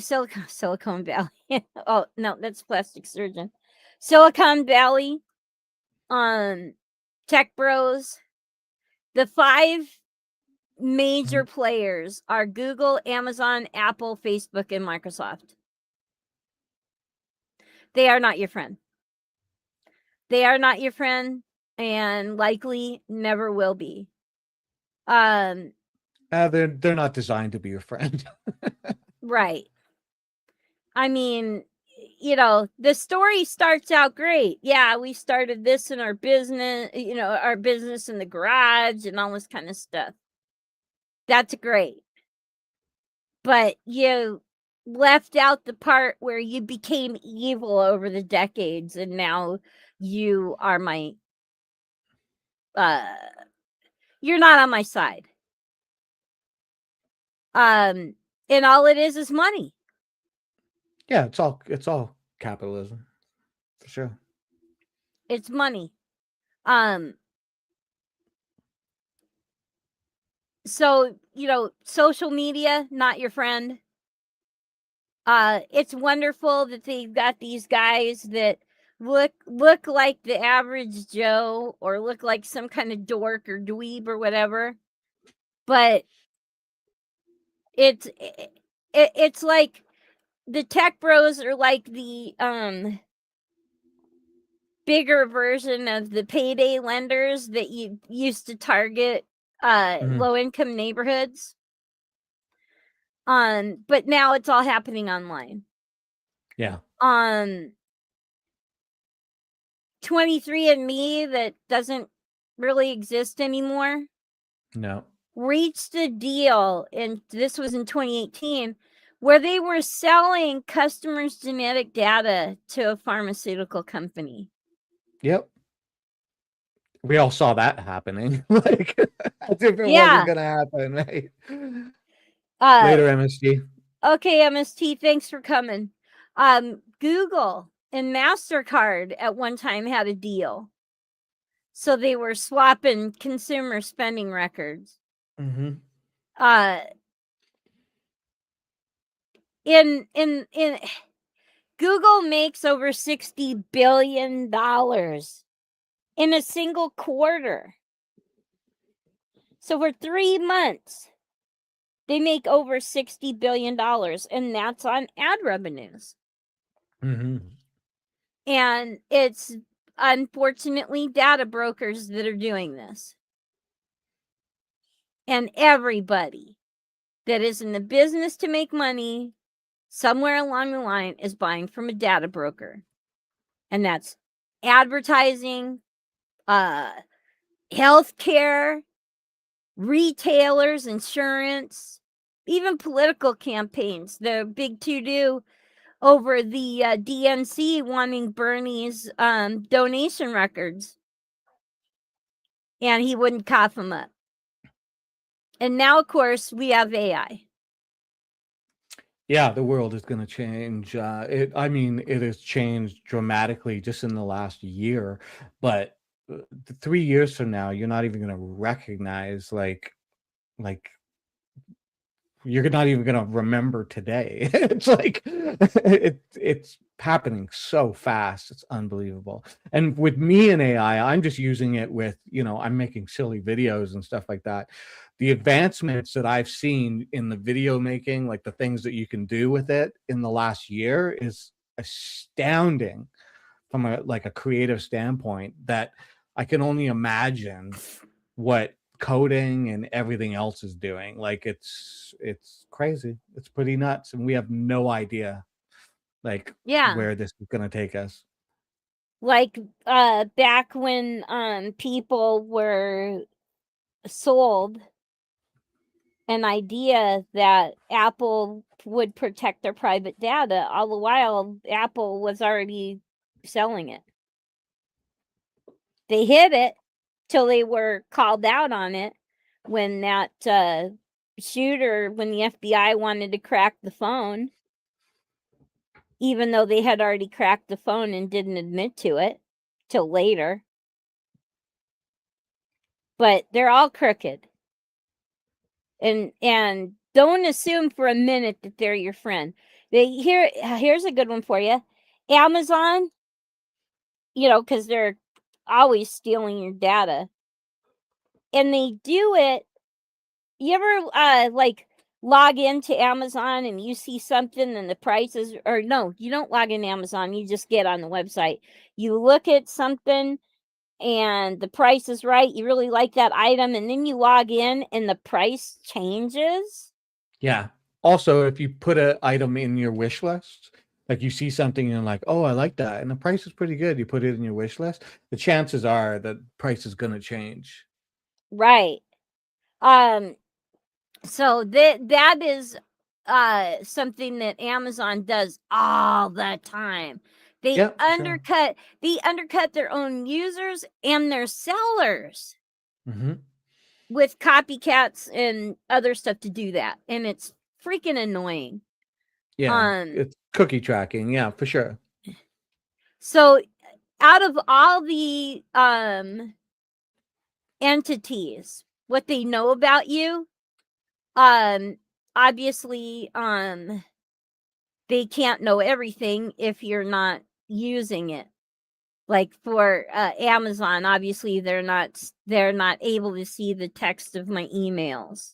Mm-hmm. The only company right now that does everything from your name all the way down to facial recognition, text, phone number, likes, whatever, is Microsoft. But they're not, the other entities are not far behind between Google, Facebook, Apple, and Amazon. So I'm basically going to focus on those 5 because they're the most common that people are using. Yeah, for sure. Some of the things that they're claiming that they do with your data are within reason, like authorizing your account or preventing fraud and abuse, or targeting their own services and recommendations to you. But there are a lot of things that they hide and they don't tell you about, like what I just brought up with selling advertisers the right to access targeted customers,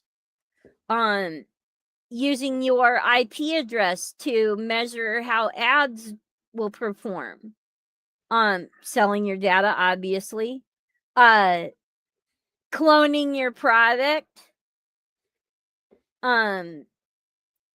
Amazon notorious for that, or allowing it to get stolen by hackers. Mm-hmm. Real-time bidding, that's what I was thinking of. Google, this is what Google does. It's called real-time bidding. Their ad management system will say, I've got this person loading this website. They have this profile. Who wants the slot? And this all happens within seconds. Mm-hmm. And so somebody makes a bid and wins, and then boom, that will determine what ad the visitor to that website will see. It's crazy. All right. So does Google sell your data? Yes. Yes.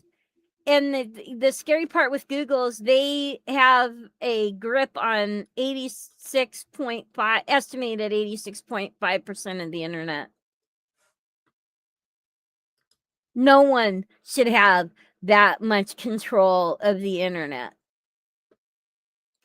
But they do it. Here's some ways that they do it.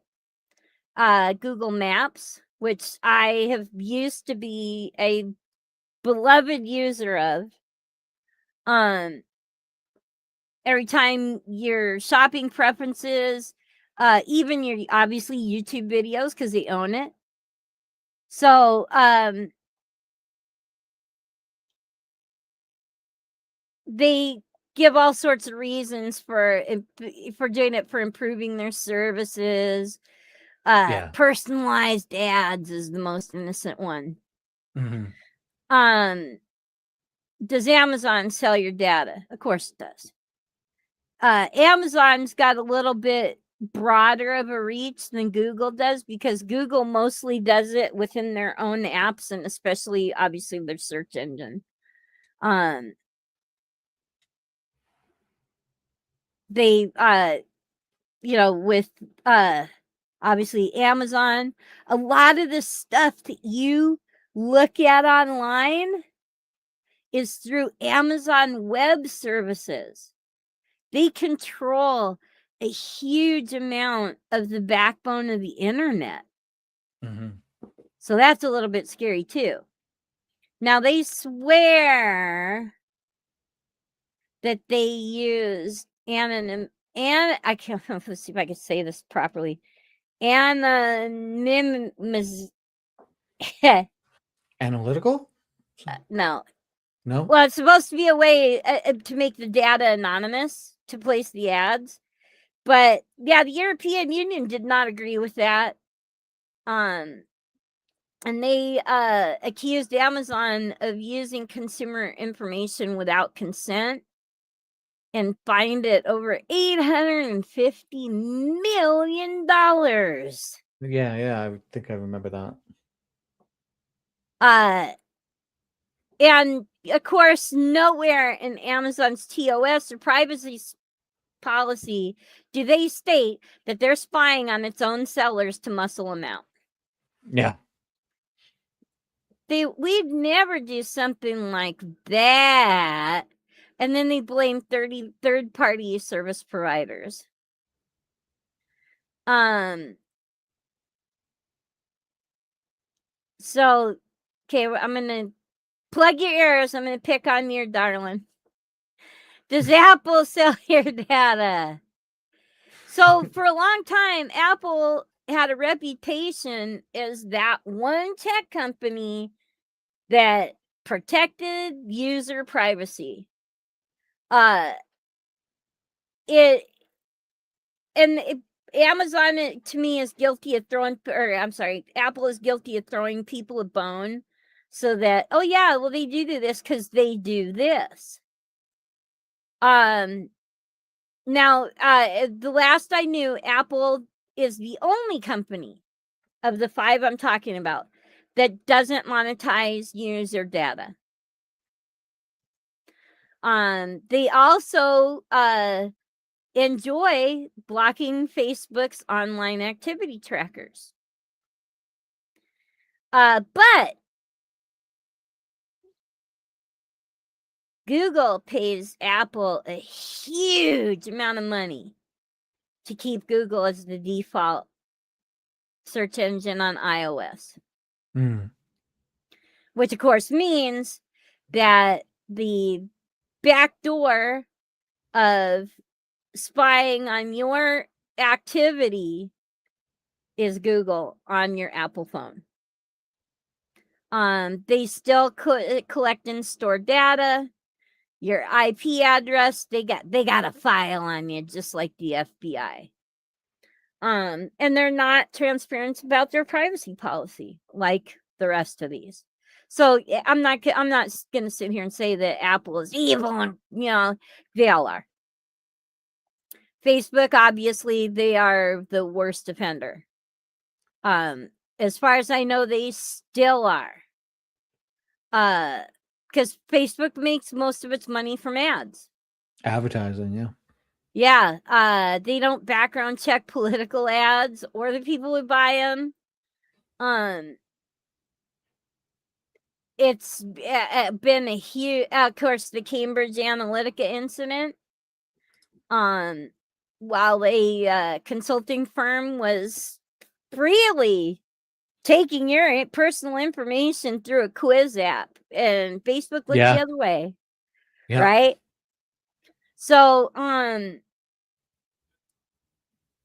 what data does Facebook collect? Just pretty much say everything.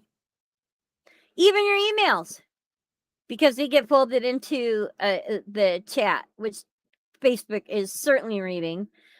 Marketplace, Facebook Marketplace.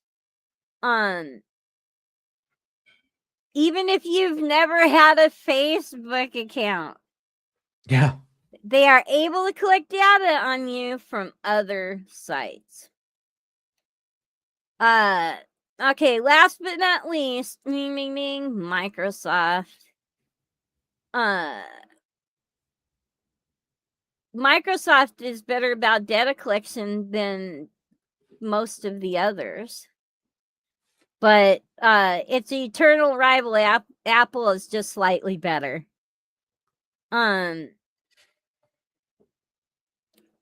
They when Windows 10 came out,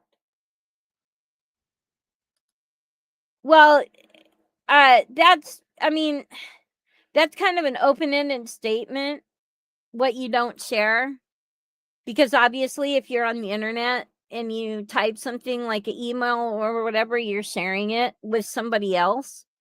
The problem comes in is most people believe that they have a reasonable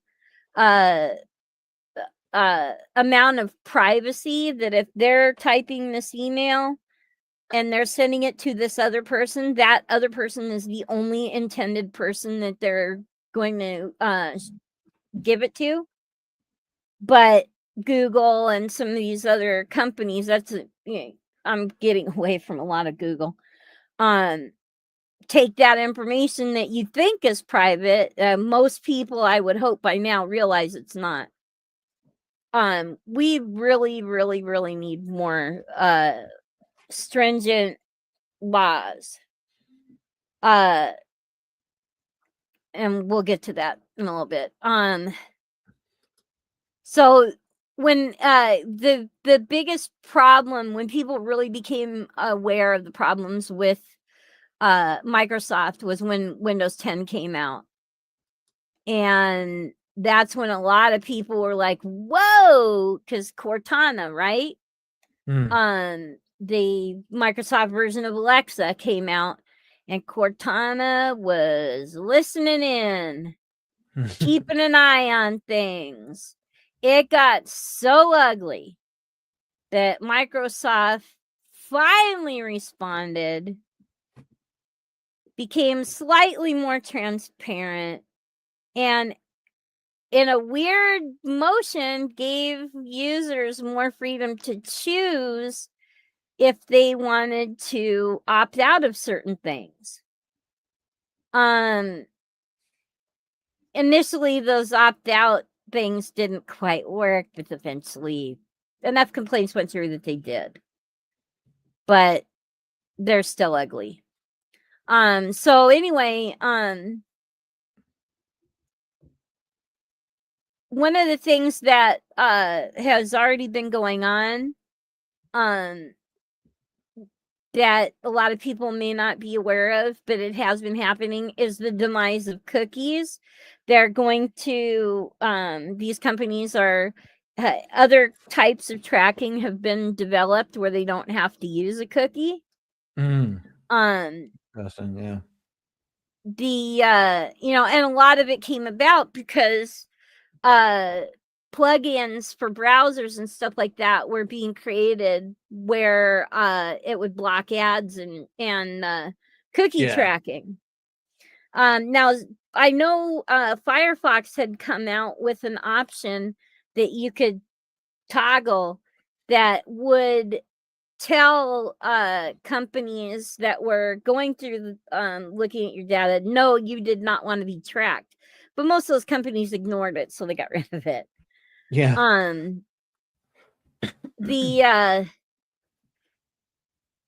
A lot of states, especially, California and Virginia seem to have gotten to it first, passing stricter consumer data protections. Up to about 20 states have laws in various stages, but so, you know what? They're not enough. And they still seem to be loopholes. Because no matter what, most of these people that are creating this legislation are benefiting from these companies in one way or another. But we have to be diligent. So let's see, where am I at here? Okay. So, can we do anything? Yeah, we can. There are things we can do. And of course, with just like anything, when it comes to the government, It takes numbers. It absolutely takes numbers, and it takes people to be diligent. This is a situation of we got comfortable. The internet was so fun. I remember the first time I was on the internet was in 1995. And it just was this whole world opened up to me. I was utterly amazed that I could go through that creepy AOL login for the dial-up, and then I was connected to other people in the world, and I didn't have to pay a long distance call for it. Yeah.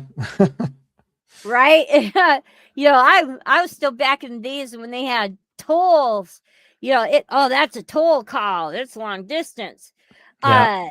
Not quite back in the days when it wasn't a number. It was like, number of an area and a number. I wasn't around for that.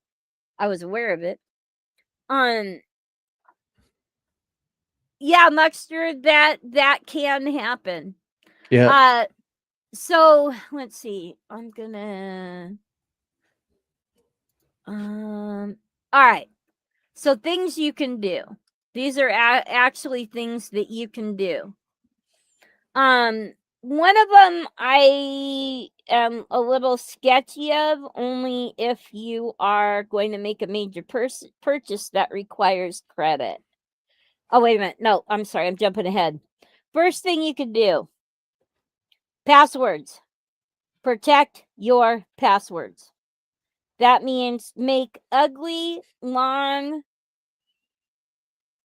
insane, weird passwords and put them in a password manager. I'm not going to make any recommendations on which password manager to use. I will tell you what I use. And that's Proton. I'm using Proton for my email and my password manager. And the reason why I'm doing that is passwords have to be so complicated now. I cannot, with brain damage and the ADHD and all that I have to deal with, I cannot remember hardly any passwords. And I know that for some, I should have changed them a long time ago, but I haven't because it's so hard for me to memorize them. So I opted to use for a password manager, and I'll be changing everything over. That was the first one for me, was using a password manager. The second thing I'm doing is I'm looking into a new browser. I am using Firefox right now. Do not, whatever you do, get away from Google Chrome. Google Chrome is a data collector posing as a browser. And it's the most notorious one. Now Firefox, one thing I did not like is they came out with their latest browsers with AI, but you can opt out. Yeah, Brave is Chromium under the hood, but also remember too. Well, first of all, I don't like the guy that created Brave.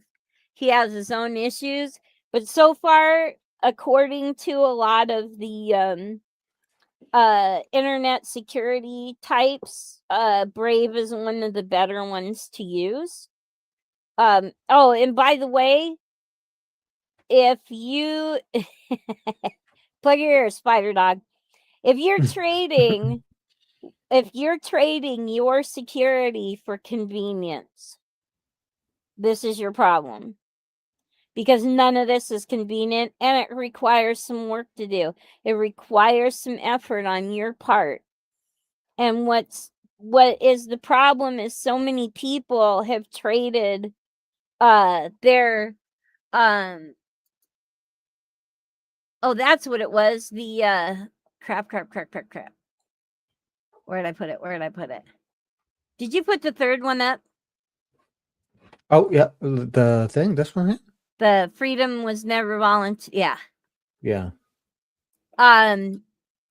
of course, also going back to the first one Spider Dog put up, which was the Benjamin Franklin quote, one who gives up a little bit of freedom for a little bit of safety deserves neither.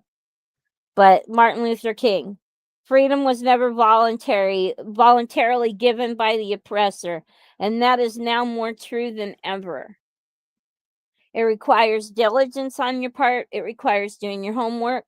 And the more people that are engaged in protecting their data and their privacy, the more they're going to get the message that we are not to be messed with.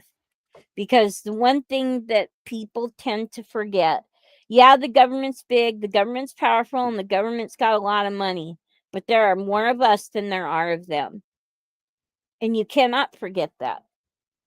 So, now that I've been on my soapbox. Don't be complacent. Yeah, don't be complacent. Like I said, the steps I'm taking are, you know, I don't know how much older my husband's going to go as far as a vehicle, because he is, and I understand, he is one of these people, he does not like to buy used vehicles because it's buying somebody else's problems. And I totally get that. On the same token, I'm a cheap ass. I do not want to buy someone else's depreciation. If I buy an older car, it's probably already depreciated, and I'm not going to lose that much money over the rest of its depreciated value. And also, too, I want to deal with all their electronic surveillance crap. Now they are figuring out ways to put kill switches in cars.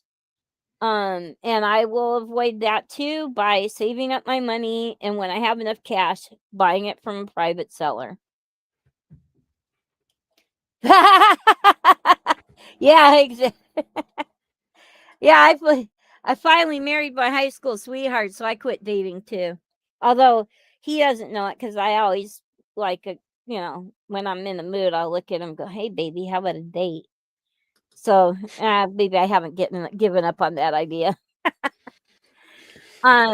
So yeah, you changing your browser, getting away from Chrome. It's notoriously bad. Some of the Opera was also built on the Chromium platform as well. So some of these ones that, but like I said, right now I'm not a pro. I leave that to the pros, and so far they're saying that Brave is like the better of all of them. I don't know that for a fact. Using a VPN, this one's getting a little tough, because there are websites that if you are using a VPN, it will block you. Now, I used to be able to use a VPN to watch Canadian television. That's how I watched a lot of Canadian shows. Was I would use a VPN and log into a Canadian server. It was great. But, the more people do it, the wiser they got and would learn how to block stuff. So,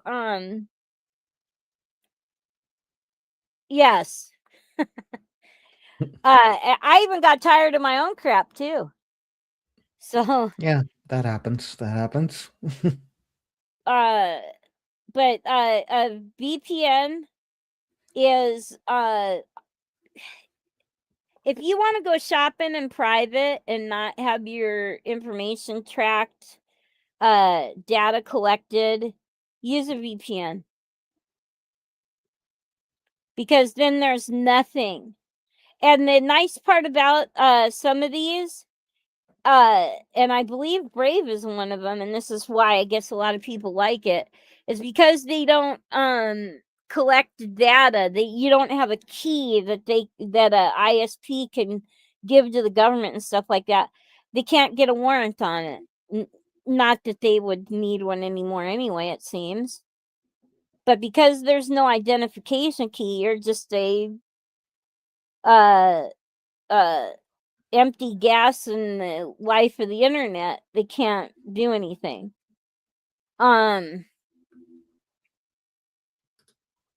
There are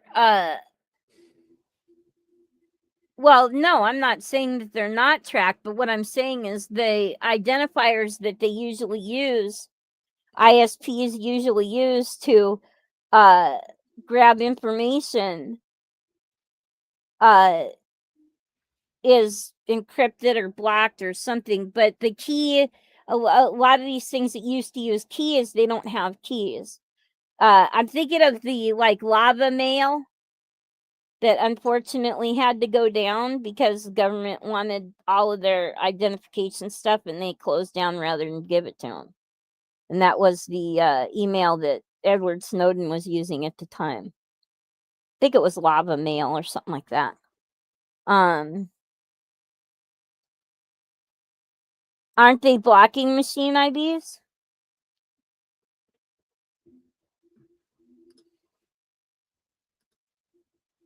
What was the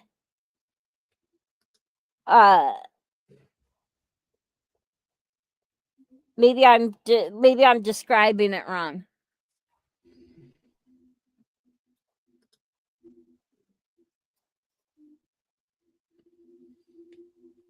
That's how you get Win 10 and okay, I don't understand that at all.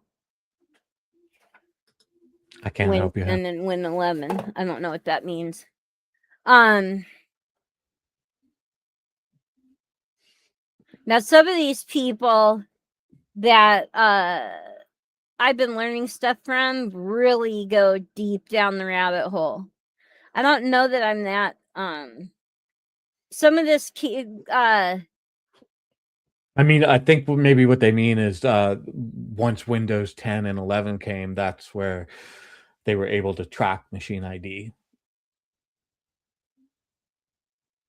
Okay. I think maybe it's a math formula based on your hardware. Yeah, I use Ocean. I use Proton as well.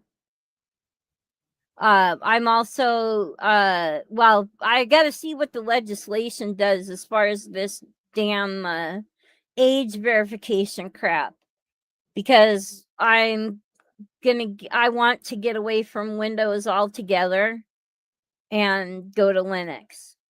But there could be an issue there if somebody has to be held accountable on the age verification thing. So I'm not sure. Another thing that I do.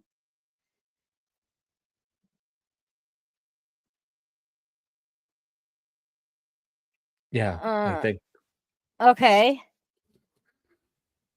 so. Essentially, I think they're saying that 10 and 11 changed the game in how they tracked. All right. Huh? But Because from I'm an idiot with all of this, so I can't. yeah, me.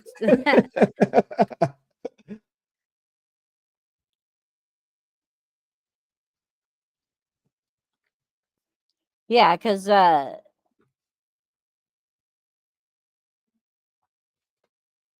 thought that the encryption the VPN provides would block that.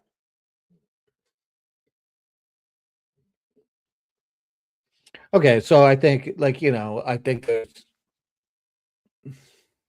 obviously everything's vulnerable to some degree, Well, but yeah. VPNs are doing some sort of job. I don't even use one personally. Everybody You knows now. only because I'm pretty good at it because I don't have a lot of marketing stuff. I don't get spam and stuff like that. So at least on that level, it's working. I use well, you know what? If the government is happy, I'll share my porn with them. How about that? Yeah, why not, right? Yeah. That's all you want. So, but yeah, I assume now for me, whenever it comes to hacking or the government getting access to information stuff like that, To me, it's not a matter if, it's a matter of when. And it's always been that way for me. Because somebody's going to figure out a way to do it. But by using stuff like this, it makes it harder. Yeah, there you go. And that's my whole point. Make it harder for them until the day comes when we finally get some people in there that are willing to protect the citizen and not the corporation. And we get some kind of legislation that says, guess what? That's your data, and we now require opt-outs for any business wanting your data, and they have to follow them. This is what we have to do. We have to make it harder. So sitting on your laurels and, doing nothing, then it's kind of like what Benjamin Franklin is saying. Don't let them have it. Make them work for it. Yeah. Because I assumed that the way the VPN works is the data, the identifiable data and identifiable data coming off my computer is encrypted. So it throws a string out there. Yeah, that's one of the things. It throws this string of gobbledygook out there. And goes through the VPN server that it's at that point in time, it's unreadable to anyone. Well, I think it's definitely making it unreadable to most. Put it that way. Yeah. And also too, I will say that Ghost brings up a good point. If you think that a VPN is going to make you 100% anonymous, nah, it doesn't. Definitely. But it's one step of a lot of things that you can do to make it harder for your data to be traced, for a diary to be made up about your comings and goings, including driving around your own damn neighborhood. And your biggest weak spot, besides not being knowledgeable about stuff, is your ISP. Yeah. So if you make it harder for your ISP to collect that data, which then, because of the laws, it has to turn over to the government, and the government says, hey, we need that, then you're gonna have some trouble. Now, I've been using ad blockers for a long time, so that's also helped. And there's a huge difference between like, for instance, I'm gonna kind of throw my husband under the bus a little bit. There's a big, huge difference between my email and his. I get virtually no ads. In fact, just recently, I started getting some spam, and I immediately knew where it was coming from. It was coming from my healthcare provider. They had sold my data. Let me tell you what, that was a not very pleasant phone call. And then I showed up there to get some stuff because I wasn't going to join their online health portal. So I actually had to drive the 80 miles to go get it, and I did. Sometimes it's worth the effort to protect your privacy and your information. Another thing I had to do, or I do, is I use a malware program. And if I'm closing all these windows, and where are you? Because I can't remember the name. Malwarebytes. I use Malwarebytes. I use CCleaner. Taking care of your computer is also important. Again, it's not 100%. You have to be diligent, do your homework. I'm getting away from using Gmail, and I'm using Proton Mail now.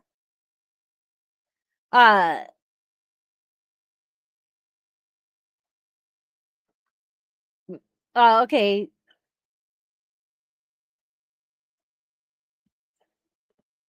All right, I'll look into that more, because then I'm not understanding things correctly. Yeah, Ocean, they can't sell your medical records, but your name, your address, your personal information, but they can't see that the whole HIPAA thing. It's not 100%. People like to make it out to be, but it's not. They cannot divulge your personal medical information. But your regular stuff, like your name and your address and your phone number, yeah. Okay. Now, those are just some of the things that I'm working on doing. Like I said, I want to get away from using Microsoft altogether and go with Linux. No. Yeah, Ghostwax, I was gonna do this in 2 episodes. I ended up doing it in 3 because, and even then, as you have pointed out more than a few times, I am glossing this over big time. Yeah, These you are know. I'm barely scratching the surface of any of this, and of course, I'm uh uh well, just to put it blunt, I'm dumbing it down a whole lot too. I have to, because it is a very complicated and can You be could very pick discouraging.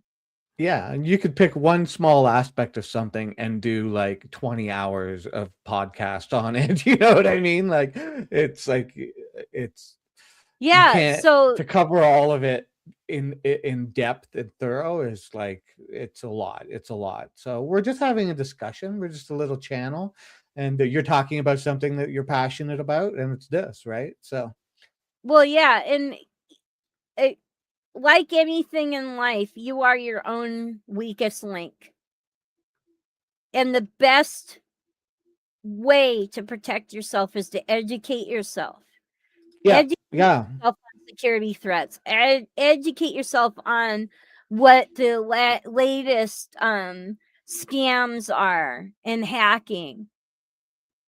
Find Mhm. out who these I I hope it's done down, because I have to do it for me. Now, if it was my husband, oh my God, maybe you guys couldn't understand half of it, because he's so like big techie guy. And so sometimes he'll be trying to explain a concept to me, and I'm just standing there, my eyes glaze over. So I'm like, dude, I am not even close to being on your level with this. But if anything that gets said here piques somebody's interest, go look into it, you know? And if you don't fully understand something, like this might sound crazy, but like go use like ChatGPT to ask about terms or something, or just look things up however you can to, Yeah, you stop know, staying away from the. I know, but I'm just saying I'll I let use you do chat that. I use ChatGPT as my IT person now. Like Eh, ChatGPT has helped me like do like things that I could never do before. So that doesn't matter. I'm just saying if you hear something on here that sparks your interest or you want to know more about, go look it up. Go educate yourself about it. Ask somebody Oh, in your life or whatever, you know? Ghost Wax, if you want to do that and post it in the comments after the show, or in the comments of the show, please do. I welcome it. And even if you have something negative to anybody, if you have something negative to say about the show, go ahead and post it in the comments. I'm a Yeah. big girl, and half of the time I won't care anyway. But how can I hide from the NDA? Oh yeah. Another thing I'm doing is the messenger that's on my phone, because it's Google related. Uh, hey, if it's good enough for Pete Keg's breath, I can use it too. My husband and I are testing out Signal right now. You know, like I said, nothing's 100%, but if I can make it hard, I'm gonna do it. Now, one thing I've been doing for probably 20 years, and I caught on to this early on, unless there's something where it's legally required, I do not use my real birth date online. Now, the birth date that I use still gives my legal age. Right. Okay, so I stay in line with this as far as the age part, but it is not my birth date at all. It's not the actual day. Yeah. No. Absolutely not. The other thing I'm looking at is like I said, I've already been slowly rolling over to Proton for my email. Now if there is a way to manually opt out from data collection, I do it all the time. Now, one way it's kind of it's not like well, it used to work. It doesn't work as well now because I use Starlink for my internet, which is also an open door because there's no laws that protect my information over it. But it used to be that the closest satellite pickup location was in LA.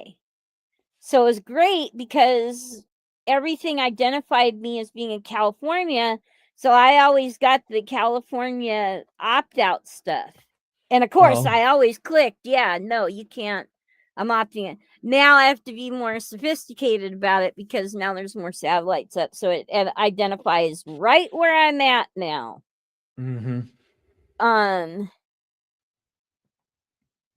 Used Aura. Okay, I'm actually gonna get to that, Oshin.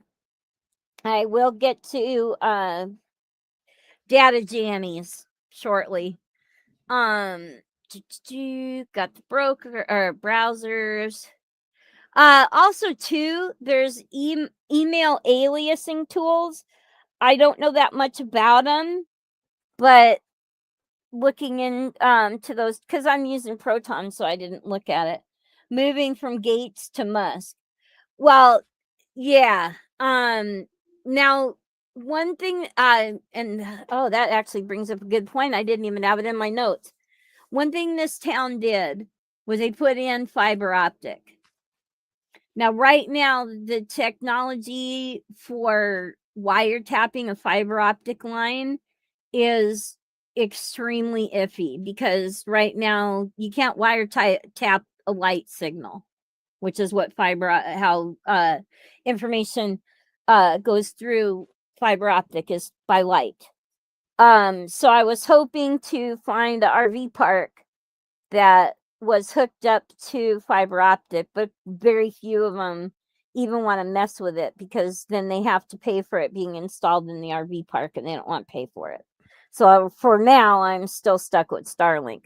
But I'll tell you what, one of the things my husband and I decided to do was we're going to move to an area that we can get on the fiber optic.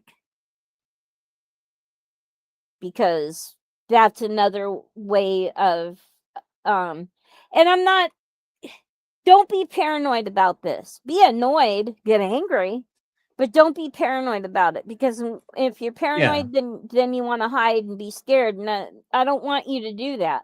But I do want you to know how serious this is. Yeah. Think about it. So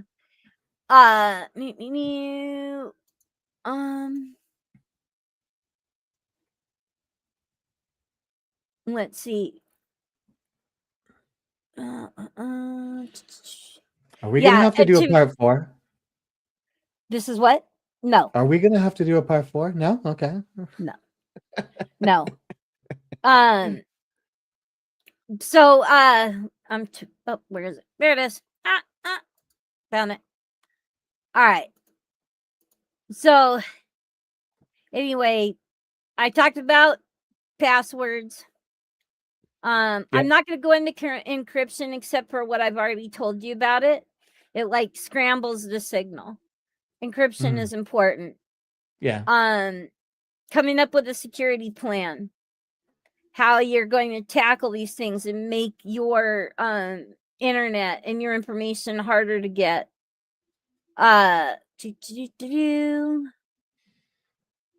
You know, like with things like with passwords, like it can get overwhelming, right? Because we have so many of them. You lose track of them. And even if you have a password manager, like say you have an Apple phone and you have your password manager on that, and it's telling you, you can look at it and it's like, hey, you've got 6 or 7 or 12 or 22 passwords that are insecure because you've used them again or you've used them too much or whatever.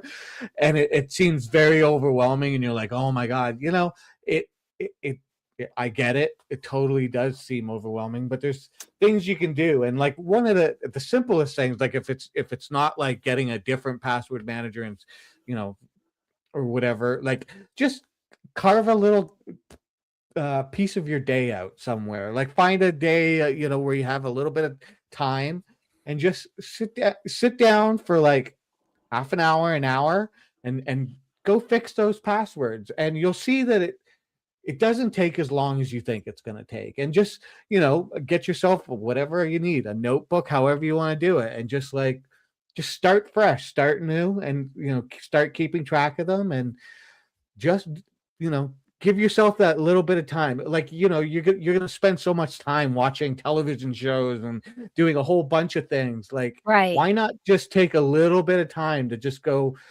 deal with those passwords where Apple is, you know, is literally telling you or whatever manager you've got saying like, hey, you've got some insecure stuff here. Like they're trying to tell you, they're trying to like help you out a little bit. So just go do it. You'll see it doesn't take that long. It's a pain in the butt, but it doesn't take that long. Give it a shot. That's my advice. Yes. And also too, remember that effective protection, effective security is going to be a continual ongoing process. Yeah, for sure. Because what is safe right now and protects you right now, it works now, but it's not going to work a month from now or, you know, so at some point in the part future. yeah, part of that is keeping up on the news, finding out where the big hacks are. You know, anything where the data breaches are or somebody hacked into a password manager. These are important. Yeah, I remember something about that. I mean, you could even do something like and this isn't some sure, you know, foolproof idea or anything like that, but make a pact with yourself to at least do it once a year. You know, even that will help you, you know, like so just an idea. Let's see.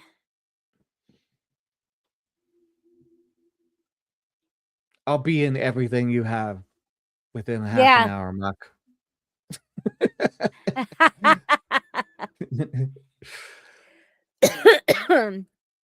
Even downloading apps from an app store. They harvest your information. And anyway. Everything is looking for your info. Yeah. Simple as that. So any data that they can get to help themselves, to help their own company, they're going to get. And once they have that data, if they can sell it, they're gonna try and do that too, you know. So yeah. So now these data scrubbing companies like Incognito or Delete Me, stuff like that.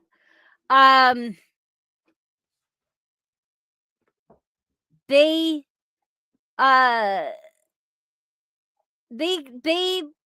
capitalize on fear just as much as any other business does. For sure. Now, it's true that there are hundreds of data brokers. That's not a lie. And what they advertise is not a lie. They are providing a service. It is not, well, depending on the company, obviously, it's not a scam. They really do what they're advertising to you they will do. But it's also something you can do yourself. Mhm. Again, it takes time. It's the time and effort. Yeah. What they do is not anything that you cannot do. Now, if you're okay with spending the money to do it, to have another company do it, go for it. Because that is a step in helping to protect your data. But you have to understand this is not 100% thing. Because a lot of these companies know all they have to do is wait like 30 days and poof, put your information back up. So if you use a company like this, it's not one of these deals of they make your information go away and then it never comes back. Because most of the information that's being collected and sold online to begin with is stuff that is information they can get out of public records. So it's not illegal for them to sell your information online because of that. In issues where it comes to doxing, you have to prove that that information was being used in a malicious manner for it to be considered doxing. So there's a huge amount of gray area to this. I personally probably gonna do it. I'm looking at the different companies now. And Aura is one of them that I'm looking at. Just because I don't want to take that time to when I have so many other things. I got a new we have a new maybe project coming up that's going to require a lot of time. I'm moving soon, stuff like that. So if paying another company helps relieve me to be able to focus on other things such as getting my emails changed, my browsers, stuff like that, then great. Oh, thank you. I totally forgot about that. Now there are some websites that and pretty much, unless I forgot, pretty much every thing that I've talked about here is going to be a link in the video description. Yeah, there'll be a whole bunch of links that are going to go up after the show. I'll put them up. I'm going to go eat some dinner after the show, and then I'll put them all up. But there's going to be a whole bunch of links to videos and different things, and that's where our lovely host gets all her information and collects stuff. So yeah, yeah. it'll all be And there. one of the people that I watch religiously, I believe she's Australian, is Naomi Brockwell TV on YouTube. She actually started in crypto, doing videos on crypto, and then got into online safety and security of your digital life. And I love her. She also has a nonprofit as well. She puts out great videos and explains it much better than I for the regular person on why it's important to do some of these things that I've brought up and how you can do it. That's one of the ones. Another group online where you can really watch the news on what's happening with government legislation and stuff. The things you're talking about is the Electronic Frontier Foundation, EFF ORG, or EFF.org for their website online. That they are on top of the news and what's going on. Let's see. There's another guy I watch because he's kind of funny. But he talks about a lot of stuff, but he did a video 9 months ago on Incogni and Delete Me. This is also going to be in the links, and this is why you may not want to have these people's. Oh, I wanted to bring out something about the dark web. For a lot of people that don't really understand what it is, they think it's like some scary backdoor secret part of the internet. Not really. The dark web is the part of the internet where private things are stored. Passwords to your bank accounts. Don't forget, your information is all over the internet. Some of it's easy to find, some of it's not. The dark web is supposed to make it harder. It's either more or less ominous than it sounds like. But a lot of the times when people actually hack and steal data, it's stored in the dark web to be sold. And that's why it's a little bit. What, honey? Dark web is about 85 to 90% of the internet. Well, yeah. It's a huge part of the internet. So, it's just a term. Usually anything that's on the dark web requires a password to be able to get to it. So don't be intimidated by, some of this stuff, oh, we can, monitor the dark web for your information. Well, you can too, but some of these companies will do that for you and scrub your information from the dark web. But yeah, this this video, and there's a link to it down there too. He's called Dad the Engineer, and his video, he ruins things. So this particular video that the link is Dad Ruins Incogni and Delete Me, the truth behind data privacy services. And it's a really good video. It's not even 10 minutes long. It's a good one to watch for a good description. And then he also he has a list down in the comments of the major data brokers. So you could go through these data brokers. I think there's like 30 of them. And with the information that's on these data brokers, other data brokers get information from other data brokers. You see this tail chasing you'll be doing for a while if you decide to do it on your own. These ones that he listed have an opt-out URL that you can fill out. He also has in the comments a letter for the ones that don't have the opt-out that you can either email or send by snail mail the letter in the way that this is more California oriented, this letter, but yeah, so that's also included. And I think other things you can do. This is the big one for me, and that is to get involved politically. Mm-hmm. In April, you guys have heard me bring up section 702, that little horrible section that now gets renewed every 2 years so that our government can still mass surveil us.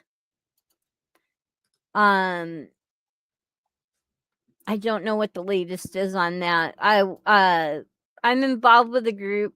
I brought this up before, called Sons of Liberty, and I was talking to one of the regional directors about it. There so far there is no active grassroots organizing on it. But there is, there it is. This is from March 12th, so just 3 days ago. It's an article on Wired. Link will be in the description.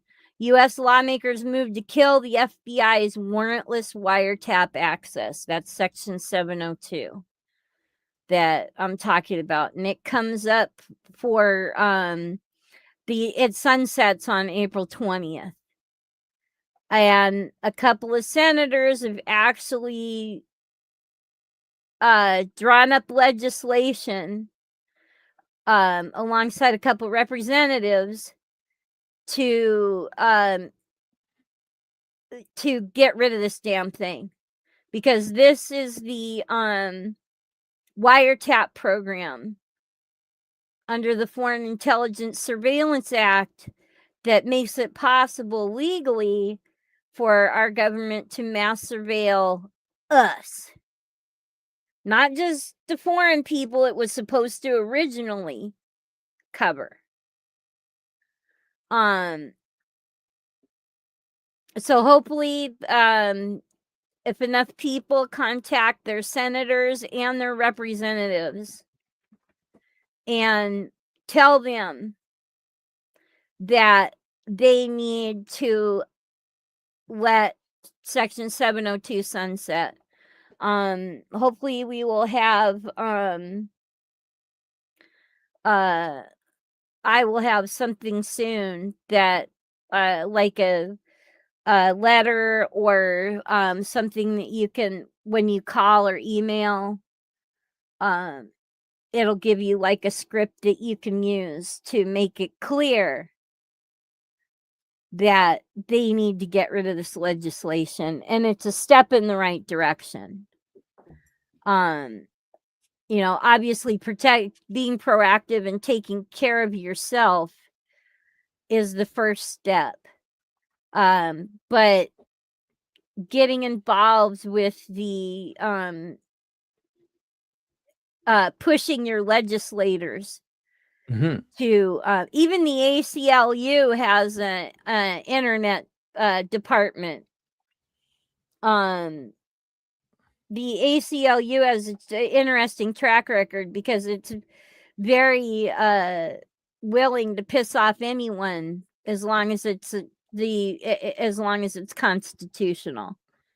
So the ACLU's gone to court for to defend people in the KKK because it's free speech. People get pissed off about that, but it's constitutional. But the ACLU has been very proactive as far as this warrantless surveillance. I think that's about it. I mean, there are hundreds of links I could put up, but what I'm hoping you'll do is take a look at these and start your journey and educate yourself on this. Yeah. And then, get your family involved too, if that's something important to you, because taking back the internet is important to me, because otherwise it's going to turn into there are going to be way too many gatekeepers, and then eventually, if we let it keep going like it is, we're only going to be able to watch and look up online approved stuff. So approved propaganda. It's not going to be a free internet. We need to take it back. We have to be active in taking it back. There you go. It's a lot, but it is a lot. As individuals, we should just try and be aware and try and do our due diligence where we can. And, it's not comfortable, it's not convenient, but nothing in life is if it's worth defending your freedom over.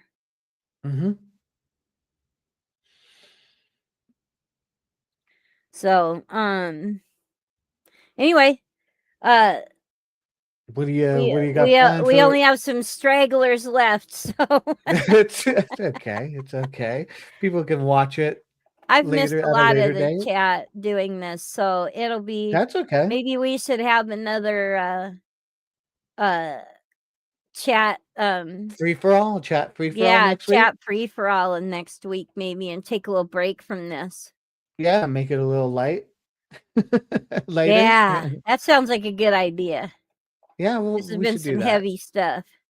Yeah, thanks for the stream. It was interesting. Well, You're thanks for your welcome. inputs, Yeah, Ghostwax. thanks for stopping by for sure. Yeah, and like I said, if there's anything that you want to share, please feel free to put it in the comments. I'm more Absolutely. You can write a novel in there if you want. I'm game. Yeah. What are your plans for the rest of the week? Me? Starting on that important project. Yeah, okay. I have a script to write. Yeah, okay.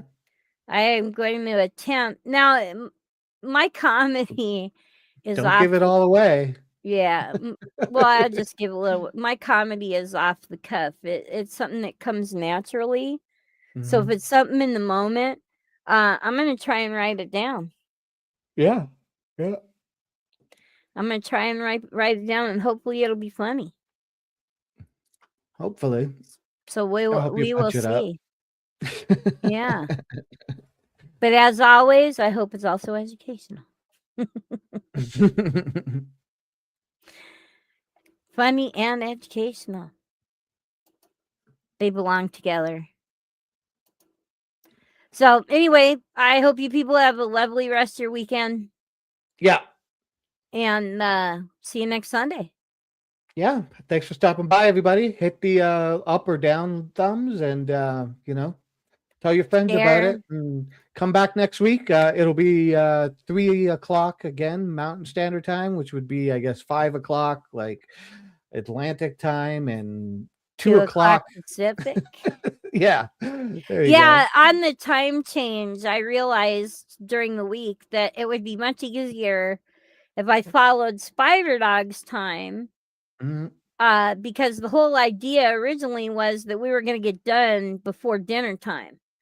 Well, if we do it by my time, which is Arizona time, it puts him, past dinner time. So, yeah, right now I'm on Pacific time, and then in the fall I'll go back to Mountain time. Yeah. So all right. I'm on California time right now. All right, everyone. Take care. See you later. Take care.